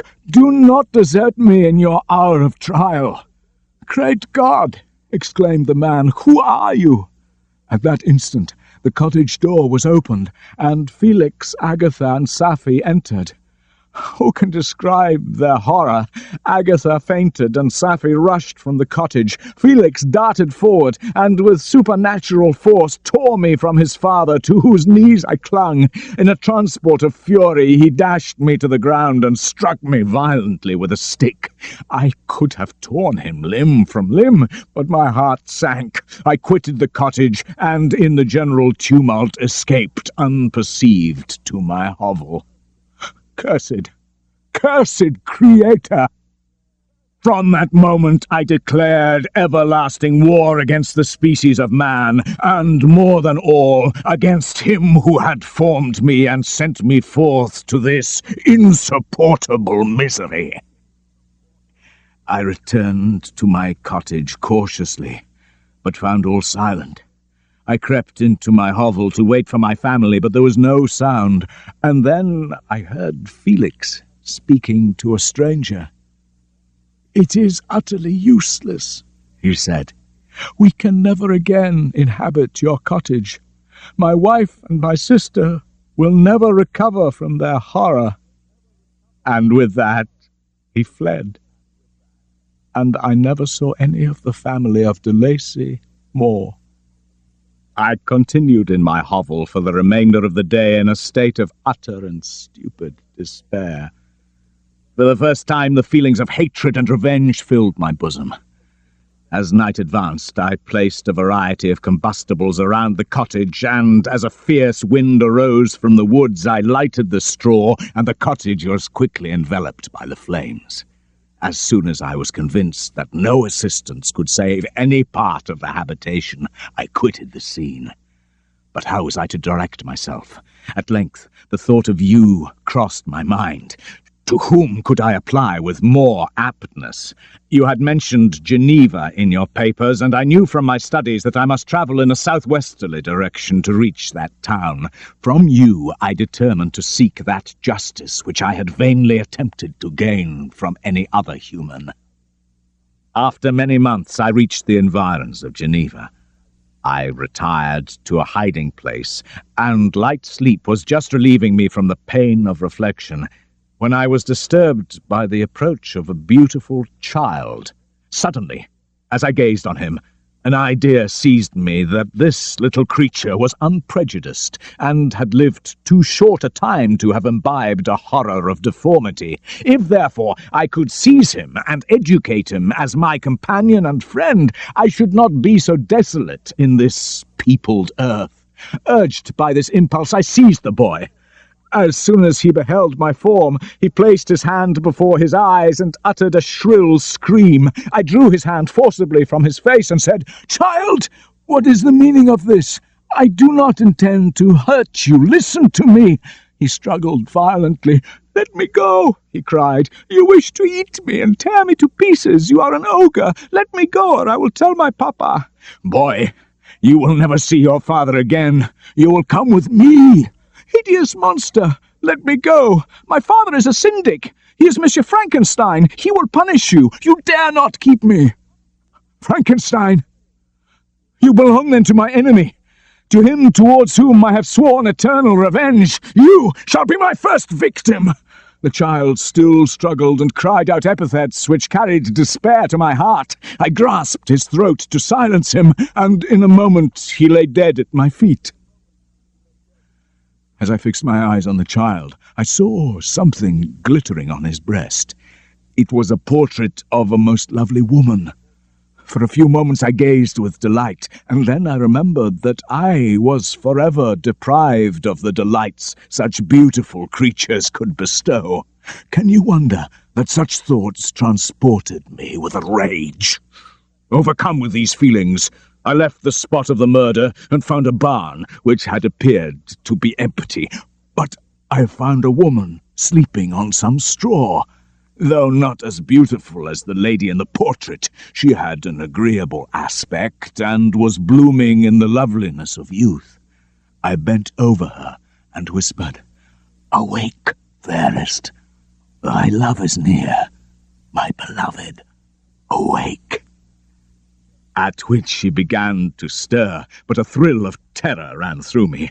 Should she indeed awake and see me and curse me and denounce the murderer, the thought was madness. I must fly. But thanks to the lessons of Felix and the sanguinary laws of man, I had learned now to work mischief. I first bent over the maiden and placed the portrait securely in one of the folds of her dress, and then I fled. For some days I haunted the area. Then I wandered towards these mountains, and have ranged through their immense recesses, consumed by a burning passion which only you can satisfy. We may not part until you have promised to comply with my requisition. I am alone and miserable. Man will not associate with me, but one as deformed and horrible as myself would not deny herself to me. My companion must be of the same species and have the same defects. This being you must create." The monster finished speaking and fixed his looks upon me. But I was bewildered, perplexed. The latter part of his tale had kindled anew in me the anger that had died away while he narrated his peaceful life among the cottagers, and I could no longer suppress the rage. "I do refuse it. You may render me the most miserable of men, but you shall never make me base in my own eyes. Begone! I have answered you." "You are in the wrong," replied the fiend, "and instead of threatening, I am content to reason with you. I am malicious because I am miserable. You, my creator, would tear me to pieces and triumph. Remember that, and tell me why I should pity man more than he pities me. What I ask of you is reasonable and moderate. I demand a creature of another sex. Our lives will not be happy, but they will be harmless and free from the misery I now feel. Oh, my creator, make me happy!" I was moved. I shuddered when I thought of the possible consequences of my consent, but I felt there was justice in his argument. He saw me change my feeling, and continued urgently, "If you consent, neither you nor any other human being shall see us again. Pitiless as you have been to me, I now see compassion in your eyes. Let me seize the favorable moment and persuade you to promise what I do most ardently desire." After a long pause of reflection, I concluded that the justice due both to him and my fellow creatures demanded of me that I should comply with his request. I said, therefore, "I consent to your demand, on your solemn oath to quit Europe forever, and every other place in the neighborhood of man." "I swear," he cried, "by the sun and by the fire of love that burns my heart, that if you grant my prayer, you shall never behold me again." And fear not, but that when you are ready, I shall appear."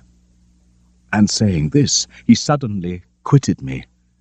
I saw him descend the mountain with greater speed than the flight of an angel, and quickly he was lost among the undulations of the ice.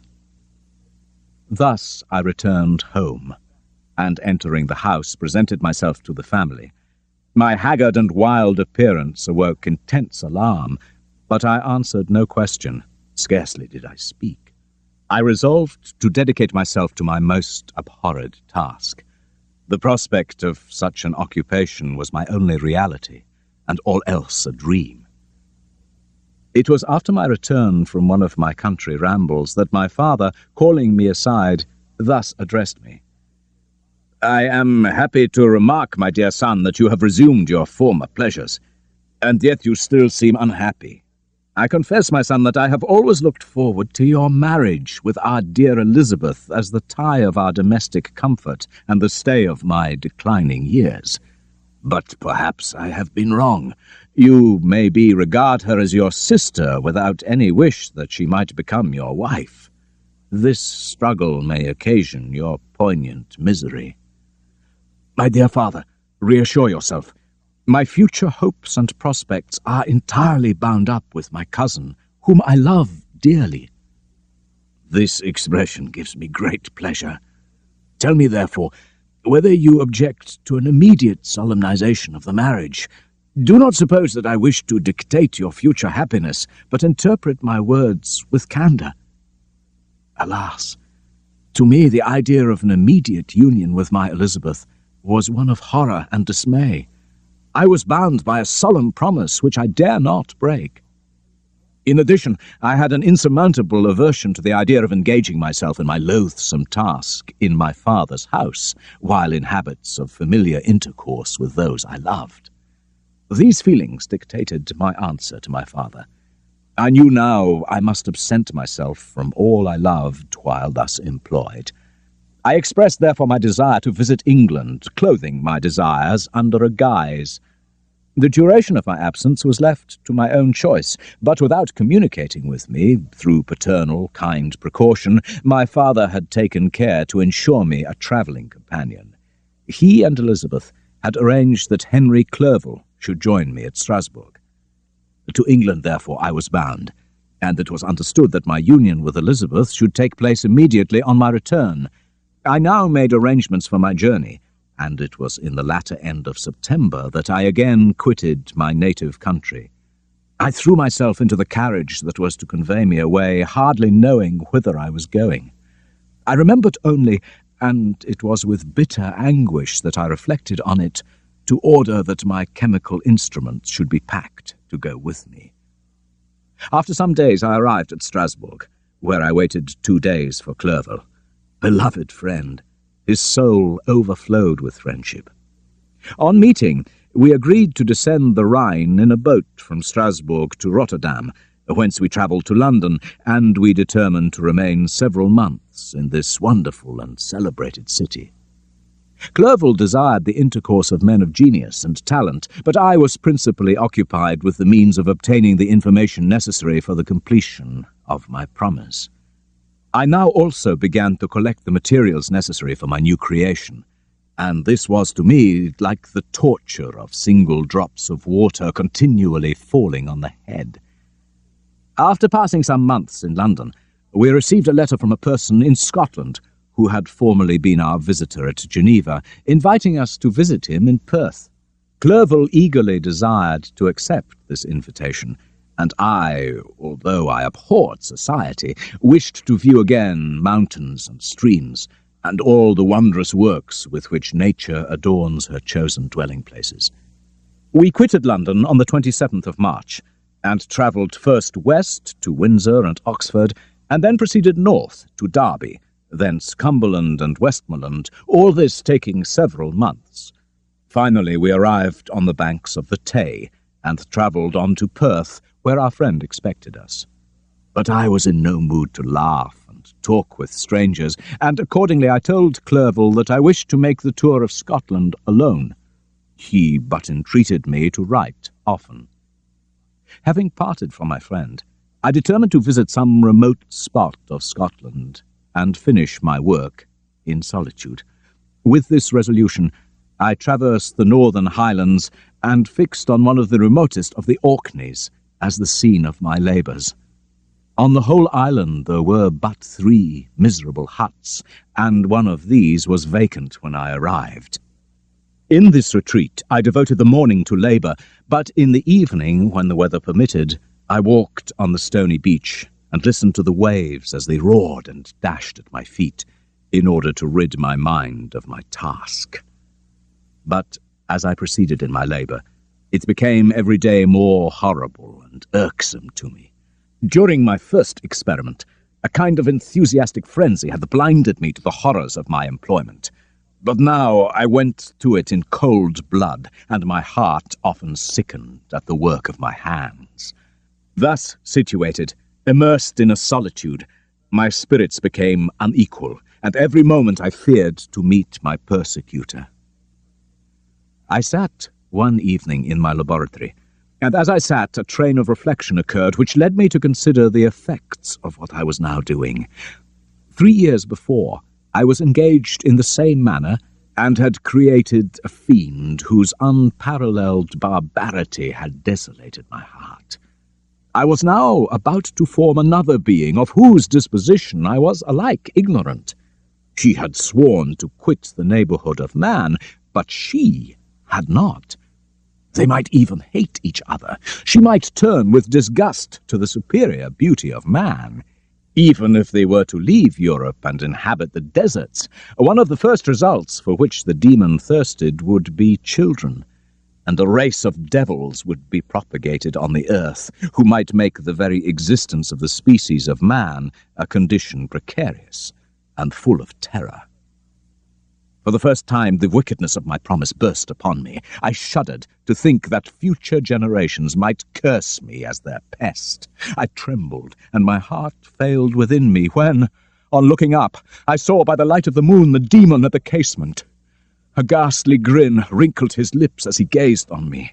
Yes, he had followed me through all my travels.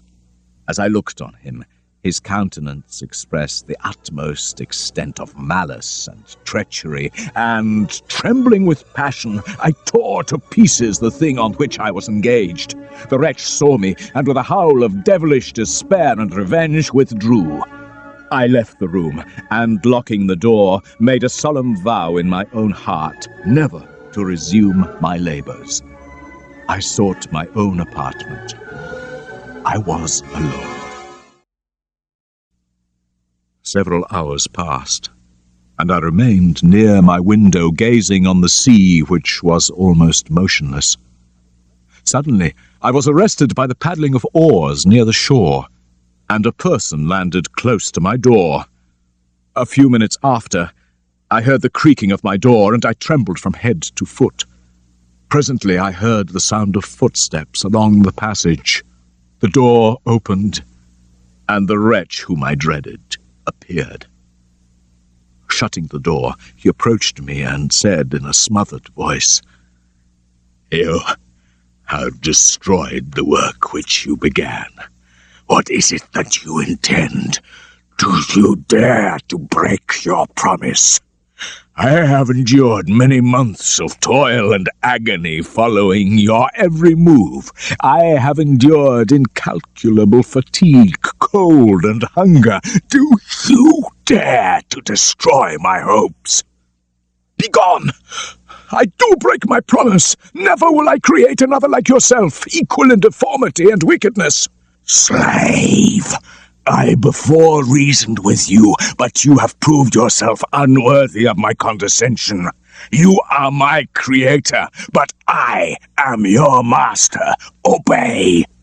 The hour of my irresolution is past, and the period of your power has arrived. Begone! I am firm, and your words shall only exasperate my rage." The monster saw the determination in my face. "Shall each man," he cried, "find a wife for his bosom, and each beast have his mate, and I be alone? I had feelings of affection, and they were requited by detestation and scorn. Man, you may hate, but Beware, you shall repent of the injuries you inflict. Devil, cease! I have declared my resolution. It is well. I shall go. But remember, I shall be with you on your wedding night. I started forward and exclaimed, Villain! Before you sign my death warrant, be sure that you are yourself safe.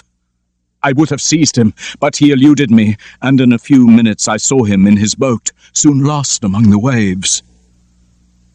All was again silent, but his words rang in my ears. I will be with you on your wedding night.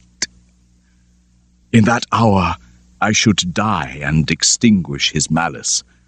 The prospect did not move me to fear, yet when I thought of my beloved Elizabeth and her endless sorrow, tears, the first I had shed for months, streamed from my eyes. The night passed away, and I left the house. I walked about the aisle like a restless spectre. When it became noon, I lay down on the grass, was satisfying my hunger with an oaten cake, when I saw a fishing boat land close to me, and one of the men brought me a package. It contained letters from Geneva, and one from Clerval entreating me to join him. He was wearing away his time fruitlessly, and could not delay his departure any longer. This letter in a degree recalled me to life, and I determined to quit the island. Yet there was first a task I must perform. The next morning at daybreak I summoned sufficient courage and unlocked the door of my laboratory. The remains of the half-finished creature whom I had destroyed lay scattered on the floor. With trembling hands I conveyed the instruments out of the room and placed the offending relics of my work into a large basket with a great quantity of stones, determining to throw them into the sea that very night. After thence completing my tasks for departure, I waited for an appropriate time to set sail. Between 2 and 3 in the morning the moon rose, and I then, putting my basket aboard a little skiff, sailed out about 4 miles from the shore. The scene was perfectly solitary. At one time the moon was suddenly overspread by a thick cloud, and I took advantage and cast my basket into the sea and sailed away. The wind was now from the northeast, and began to drive me from the coast from which I had embarked. Hastily I endeavoured to change course, but the boat filled with water.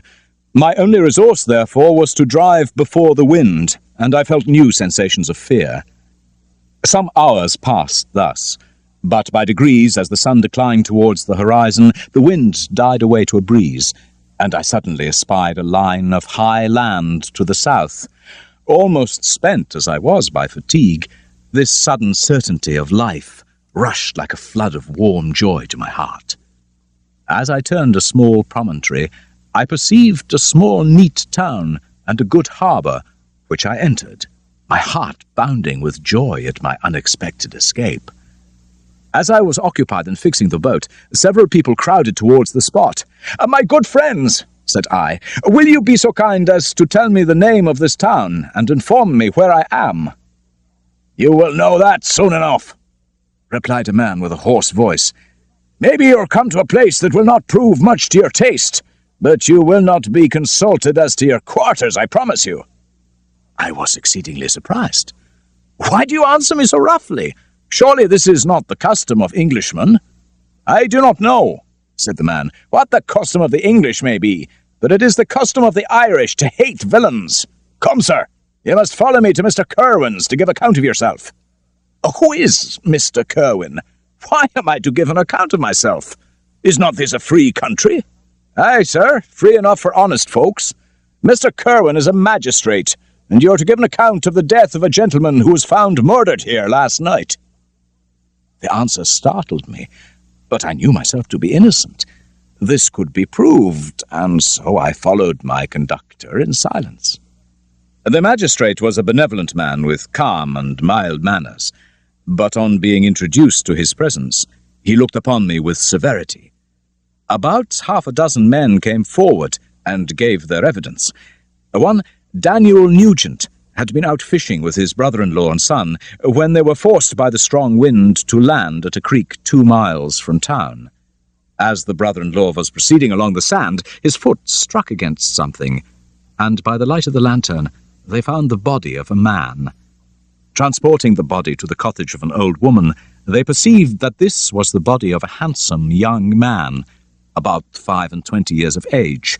He had apparently been strangled, for there was no sign of violence except the black marks of fingers on his neck. Several other witnesses attested to having seen a lone boat like mine on the waters at this time, and I was severely disturbed by the description of the wound. Mr. Cohen, on hearing the evidence, desired that I should see the corpse to gauge my response, and so I entered the room where the corpse lay and was led up to the coffin. How can I describe my sensation of beholding it? For there was the lifeless form of Henry Clerval stretched before me. I gasped for breath, and throwing myself on the body, I exclaimed, "Have my murderous machinations deprived you also, my dearest Henry, of life? 2 I have already destroyed. Other victims await their destiny, but you, Clerval, my friend, my benefactor." My frame could no longer support my agonies, and I was carried from the room. For 2 months I lay in fever on the point of death. My ravings, I heard later, were frightful. As I spoke my native tongue, only Mr. Cohen understood me, but I frightened all. After 2 months, I found myself awaking, as from a dream, in a prison, on a wretched bed, and I groaned loudly. The sound disturbed an old lady who had been sent to look after me, but it became clear that she cared not for me except to complete her task. All were convinced of my guilt, and who could be interested in a murderer but the hangman for his fee? One day, while I was gradually recovering, Mr. Cohen entered, and I discovered that he had made every effort for my comfort, despite my supposed guilt. He drew a chair close and spoke more urgently. "But I hope soon evidence will be brought to free you from the criminal charge. Upon being taken ill, I had your papers brought to me, and nearly 2 months have elapsed since I wrote to Geneva, but now I have reply. Your father is here himself to see you." "My father?" cried I with pleasure. "Is my father indeed come?" And with that my father indeed entered my small cell, and the magistrate and nurse quitted the room. We were not allowed to converse for a long time, but my father remained in the vicinity, and eventually the assizes took place. I was found innocent, and allowed to return to my native country with my father. We took our passage on board a vessel bound for Havre de Grace, and sailed with a fair wind from the Irish shores to the French coast, and thence to Paris. There we were forced to rest for my health's sake, much to my frustration. But just before we were due to depart once more, I received a letter from my beloved Elizabeth, worried that I no longer wished for our marriage. This letter revived in my memory what I had before forgotten, the threat of the fiend, "I will be with you on your wedding night." Well, be it so. A deadly struggle would then assuredly take place. Resolute, I wrote to Elizabeth assuring her of my desire to marry, but mentioning also a single additional thing. "I have one secret, Elizabeth," I wrote. "A dreadful one which will be revealed to you. It will chill your frame with horror, and then, far from being surprised at my misery, you will only wonder that I survive what I have endured. I will confide this tale of misery and terror to you the day after our marriage shall take place, for, my sweet cousin, there must be perfect confidence between us. But until then, I conjure you, do not mention or allude to it." In about a week after the arrival of Elizabeth's letter, we returned to Geneva.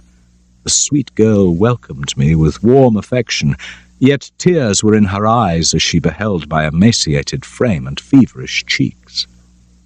As the period fixed for our marriage drew nearer, I felt my heart sink within me, but I concealed my feelings by an appearance of hilarity that brought smiles and joy to the countenance of my father. Preparations were made, congratulatory visits were received, and all wore a smiling appearance. It was agreed that immediately after our union we should proceed to Villa Lavenza and spend our first days of happiness beside the beautiful lake near which it stood. In the meantime I took every precaution to defend myself, with pistols and dagger always about me. After the ceremony was performed, a large party assembled at my father's, but it was agreed that Elizabeth and I should commence our journey by water, sleeping that night at Evian and continuing the following day. The sun sank as we landed. We walked for a short time on the shore, and then retired to the inn. I had been calm during the day, but so soon as the night obscured the shapes of objects, 1,000 fears arose in my mind, and I earnestly entreated my new wife to retire. She left me, and this allowed me to inspect every corner that might afford a retreat to my adversary.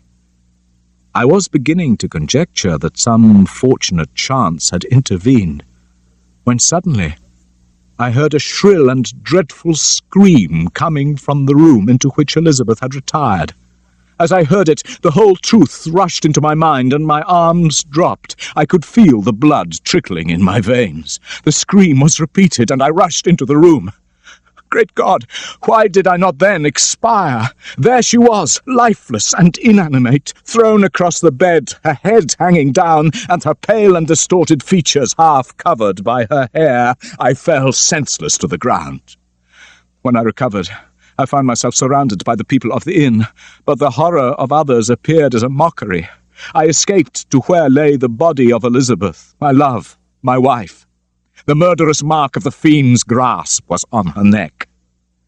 While I still hung over her in the agony of despair, I happened to look up, and I saw, at the open window, a figure the most hideous and abhorred. A grin was on the face of the monster. I rushed towards the window, and drawing a pistol from my bosom, fired, but too fast for me, he eluded me and rushed to the lake. The report of the pistol brought a crowd into the room, and I pointed to the spot where he had disappeared. We all followed the track with boats, and nets were cast, but to no avail. They proceeded to search the country, and I attempted to follow them, but my head whirled, and I fell at last in utter exhaustion. After a while I arose and returned to the room where the corpse of my beloved lay. I joined sad tears to the mourners there, and then knew that I must return to Geneva and my father as soon as possible. I hired men to row me across the lake, and arrived at Geneva. My father and my brother Ernest yet lived, but the former sank under the tidings that I bore. He could not live under the horrors that were accumulated around him. He was unable to rise from his bed, and in a few days he died in my arms. What then became of me? I lost sensation, and chains and darkness were the only objects that pressed upon me, for they had called me mad. Eventually, I awoke to revenge, and a month after my release I repaired straightway to a criminal judge and told him the whole strange tale. Eventually he said, "I would willingly afford you every aid in your pursuit, but the creature of whom you speak appears to have powers which would put all my exertions to defiance. Besides, some months have elapsed since the commission of his crimes, and no one can conjecture to what place he has wandered. I do not doubt but that he hovers near this spot. But I perceive your thoughts. You do not credit my narrative, and do not intend to pursue my enemy with the punishment which is his desert." As I spoke, rage sparkled in his eyes. "You are mistaken. I will exert myself, but I fear that all my efforts will prove impracticable." At this I trembled with excessive agitation. "You refuse my just demand! I have but one resource, and I devote myself, either in my life or death, to his destruction." I broke from the house angry and disturbed, and retired to meditate on some other mode of action. My first resolution was to quit Geneva forever. I provided myself with a sum of money and departed. And now my wanderings began, which are to cease but with life. When I quitted Geneva, my first labour was to gain some clue by which I might trace the steps of my fiendish enemy. As night approached, I found myself at the entrance of the cemetery where William, Elizabeth, and my father reposed. I knelt on the grass and kissed the earth, and with quivering lips exclaimed, "By the sacred earth, I swear to pursue the demon who caused this misery. Let the cursed and hellish monster drink deep of agony. Let him feel despair." I was answered through the stillness of the night by a loud and fiendish laugh. The laughter died away when a well-known and abhorred voice addressed me in an audible whisper. "I am satisfied, miserable wretch. You have determined to live, and I am satisfied." I darted towards the spot from which the sound proceeded, but the devil eluded my grasp. However, the moon then shone so that I might see him, and I pursued the monster. And for many months, this has been my task. Guided by a slight clue, I followed the windings of the Rhone to the blue Mediterranean, and by a chance saw the fiend board a boat for the Black Sea. I followed. Amidst the wilds of Tartary and Russia, although he still evaded me, I have followed forever in his track. My life, as it passed thus, was indeed hateful to me, and it was during sleep alone that I could taste joy. As I still pursued my journey to the northward, the snows thickened and the cold increased. By now I had procured a sledge and dogs, and when I first saw the great northern ocean, the fiend was but one day distant from me, and I was sure must have been halted. But a lonely cottager assured me that the monster had travelled on across the mountainous ices of the ocean, and so I exchanged my land sledge for one fashioned for the inequalities of the frozen ocean, and purchasing a plentiful supply of provision, I departed from land. I cannot guess how many days have passed since then, but I have endured misery which nothing but the eternal sentiment of a just retribution burning within my heart could have enabled me to support. I viewed the expanse before me with anguish, when suddenly my eye caught a dark speck upon the dusky plain. I uttered a wild cry of ecstasy when I distinguished a sledge and the distorted proportions of a well-known form. After a necessary rest for my dogs, I pursued this form tirelessly, and after nearly 2 days' journey, I beheld my enemy at no more than a mile distant. But now, when I appeared almost within grasp of my foe, my hopes were suddenly extinguished. A ground sea was heard, the wind rose, and with a great noise the ice cracked, and in a few minutes I was left drifting on a scattered piece that was continually lessening, and thus preparing me for a hideous death. When I saw your ship, after many appalling hours, I broke my sledge to make oars and rowed my ice raft towards you. If you had been going southwards, I had determined still to trust to the mercy of the seas rather than abandon my purpose.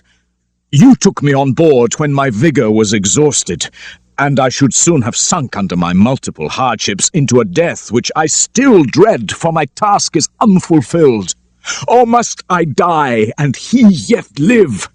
If I do, swear to me, Walton, that he shall not escape. I am not so selfish as to dare to ask you to undertake my pilgrimage, but if he should appear, swear that he shall not live. He is eloquent and persuasive, but trust him not, and thrust your sword into his heart. I will hover near, and direct the steel aright. Robert Walton, in continuation. August 26th. You have read this strange and terrific story, Margaret. And do you not feel your blood congeal with horror? His tale is connected and told with the simplest truth. Yet I own that it is more the letters of Felix and Safi he has shown me and the appearance of the monster near our ship that has brought me to a conviction that this monster has real existence. Frankenstein discovered I was making notes, and himself corrected and augmented them. But on the particulars of the creature's formation, he was impenetrable, and therefore I can tell nothing. Thus has a week passed away while I have listened to this narrative. What a glorious creature he must have been in the days of his prosperity. "When younger," said he, "I imagined myself destined for some great enterprise. My feelings are profound, but I possessed a coolness of judgment. From my infancy I was imbued with high hopes. But how am I sunk? I have longed for a friend. I have sought one who would sympathize, and on these desert seas I have found one. But I fear I have gained him only to lose him." "I thank you, Walton," he said. "But when you talk of new ties, think you that they can replace those who are gone? Wherever I am, the soothing voice of Elizabeth and the conversation of Clerval are whispered in my ear. They are dead, and so I must pursue and destroy the being whom I gave existence. Then my lot on earth will be fulfilled, and I may die." September 2nd. My beloved sister, I write to you, encompassed by peril, and ignorant whether I am ever doomed to see again dear England. I am surrounded by mountains of ice which admit no escape. If we are lost, my mad schemes are the cause. My unfortunate guest regards me with the tenderest compassion. Even the sailors feel the power of his eloquence, but each day of expectation fills them with fear, and I almost dread a mutiny. September 5th. A scene has just passed of such uncommon interest that, although it is highly probable that these papers may never reach you, yet I cannot forbear recording it. The cold is excessive, and many of my unfortunate comrades have already found a grave amidst this scene of desolation. Frankenstein has daily declined in health. This morning I was roused by 6 sailors. They entered my cabin and insisted that I should engage with a solemn promise that if the vessel should be freed, I would instantly direct my course southwards. This speech troubled me. I hesitated before I answered, when Frankenstein, who had at first been silent, flushed with momentary vigor and turned towards the men. "What do you mean? What do you demand of your captain? Are you then so easily turned from your design? Did you not call this a glorious expedition? And now, behold, with the first imagination of danger you shrink away. Be steady to your purposes. Return as heroes who have fought and conquered, and know what it is not to turn their back on the foe." The men looked at one another after this speech, and were unable to reply, so moved were they. I told them to retire and consider what had been said, and that I would not lead them further north if they strenuously desired the contrary. I know not how this will terminate, but I would rather die than return shamelessly. September 7th. The die is cast. I have consented to return if we are destroyed. My hopes are blasted by cowardice and indecision. September 12th. It is past. I am returning to England. I have lost my hopes of utility and glory. I have lost my friend. I will endeavour to detail these bitter circumstances to you. September 9th. The ice began to move, and roarings like thunder were heard at a distance as the islands split and cracked in every direction. A breeze sprang from the west, and on the 11th, the passage to the south became free. When the sailors saw this, a shout of tumultuous joy broke from them. Frankenstein, who was dozing, awoke and asked the cause of the tumult. "They shout," I said, "because they will soon return to England." "Do you then really return?" "Alas, yes. I cannot lead them unwillingly to danger, and I must return." "Do so if you will, but I will not. You may give up your purpose, but mine is assigned to me by heaven." And saying this, he endeavoured to spring from the bed, but the exertion was too great for him. He fell back and fainted. It was long before he was restored, and at length he opened his eyes, but was unable to speak. The surgeon gave him a draught, and told me that my friend had not many hours to live. I sat by his bed, and I thought he slept. But presently he called me in a feeble voice. "Alas," he said, "the strength I relied on is gone. Think not in the last minutes of my existence I feel that burning hatred and ardent desire of revenge I once expressed, but I feel myself justified in desiring the death of my adversary. During these last days I have been occupied in examining my past conduct, nor do I find it blamable. In a fit of enthusiastic madness I created a rational creature, and was bound towards him to assure, as far as was in my power, his happiness and well-being. That was my duty, but there was another still paramount to that, my duty towards the beings of my own species. Urged by this view, I did right in refusing to create a companion. Miserable himself, that he may render no other wretched, he ought to die. I have failed. Now, induced by reason and virtue, rather than selfish and vicious motives, I renew my request for you to undertake my unfinished work. Farewell, Walton. Seek happiness in tranquillity, and avoid ambition. Yet, why do I say this? I have myself been blasted in these hopes. Yet another may succeed." His voice became fainter, and at length he was silent. About half an hour afterwards he pressed my hand, and was gone. Margaret, what comment can I make? My tears flow. My mind is overshadowed. I am interrupted. What do these sounds portend? Again there is the sound of a human voice, but hoarser. They come from the cabin where Frankenstein's remains lie. I must examine. Good night, my sister. Great God, what a scene has just taken place! I hardly know whether I should have the power to detail it. I entered the cabin, and over the remains of my ill-fated friend hung a form which I cannot find words to describe. Gigantic in stature, yet uncouth and distorted in feature. When he heard the sound of me approach, he ceased to utter exclamations of grief and horror, and sprung towards the window. I called on him to stay. He paused and looked on me, and I saw that every feature seemed attacked by some uncontrollable passion. "That is also my victim," he exclaimed. "In his murder my crimes are consummated. Oh, Frankenstein, generous and self-devoted being, what does it avail that now I ask thee to pardon me?" "Your repentance," I said, "is superfluous.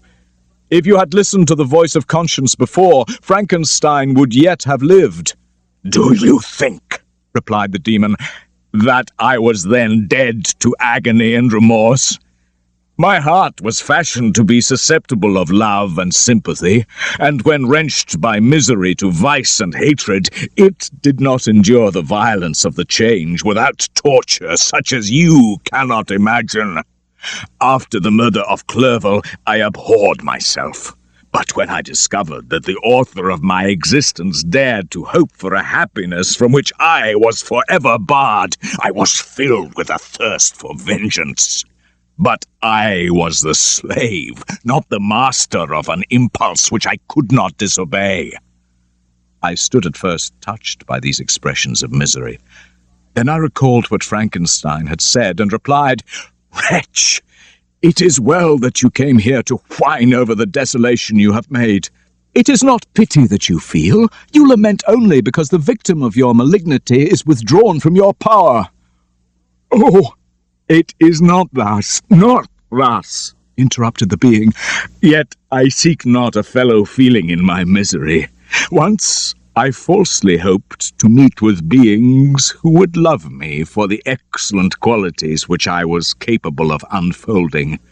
But now crime has degraded me beneath the meanest animal. Yet it is even so. The fallen angel becomes a malignant devil. You call Frankenstein your friend, seem to have knowledge of my crimes, but he could not sum up the hours and months of misery I endured. Was there no injustice in this? Why do you not hate Felix, who drove his friend from his door? Nay, he is a virtuous being. I am an abortion to be spurned, kicked at, spat on. But it is true that I am a wretch. You hate me, but the abhorrence cannot equal that with which I regard myself. Fear not that I shall be the instrument of future mischief. Neither yours nor any man's death is needed to consummate the series of my being and accomplish that which must be done, but it requires my own. I shall quit your vessel on my ice raft. I shall collect my funeral pile and consume to ashes this miserable frame. Where can I find rest but in death? Farewell. I leave you. Farewell, Frankenstein.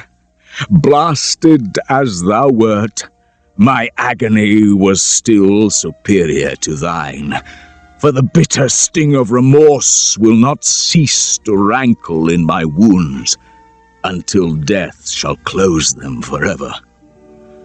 But soon, he cried, soon, these burning miseries will be extinct.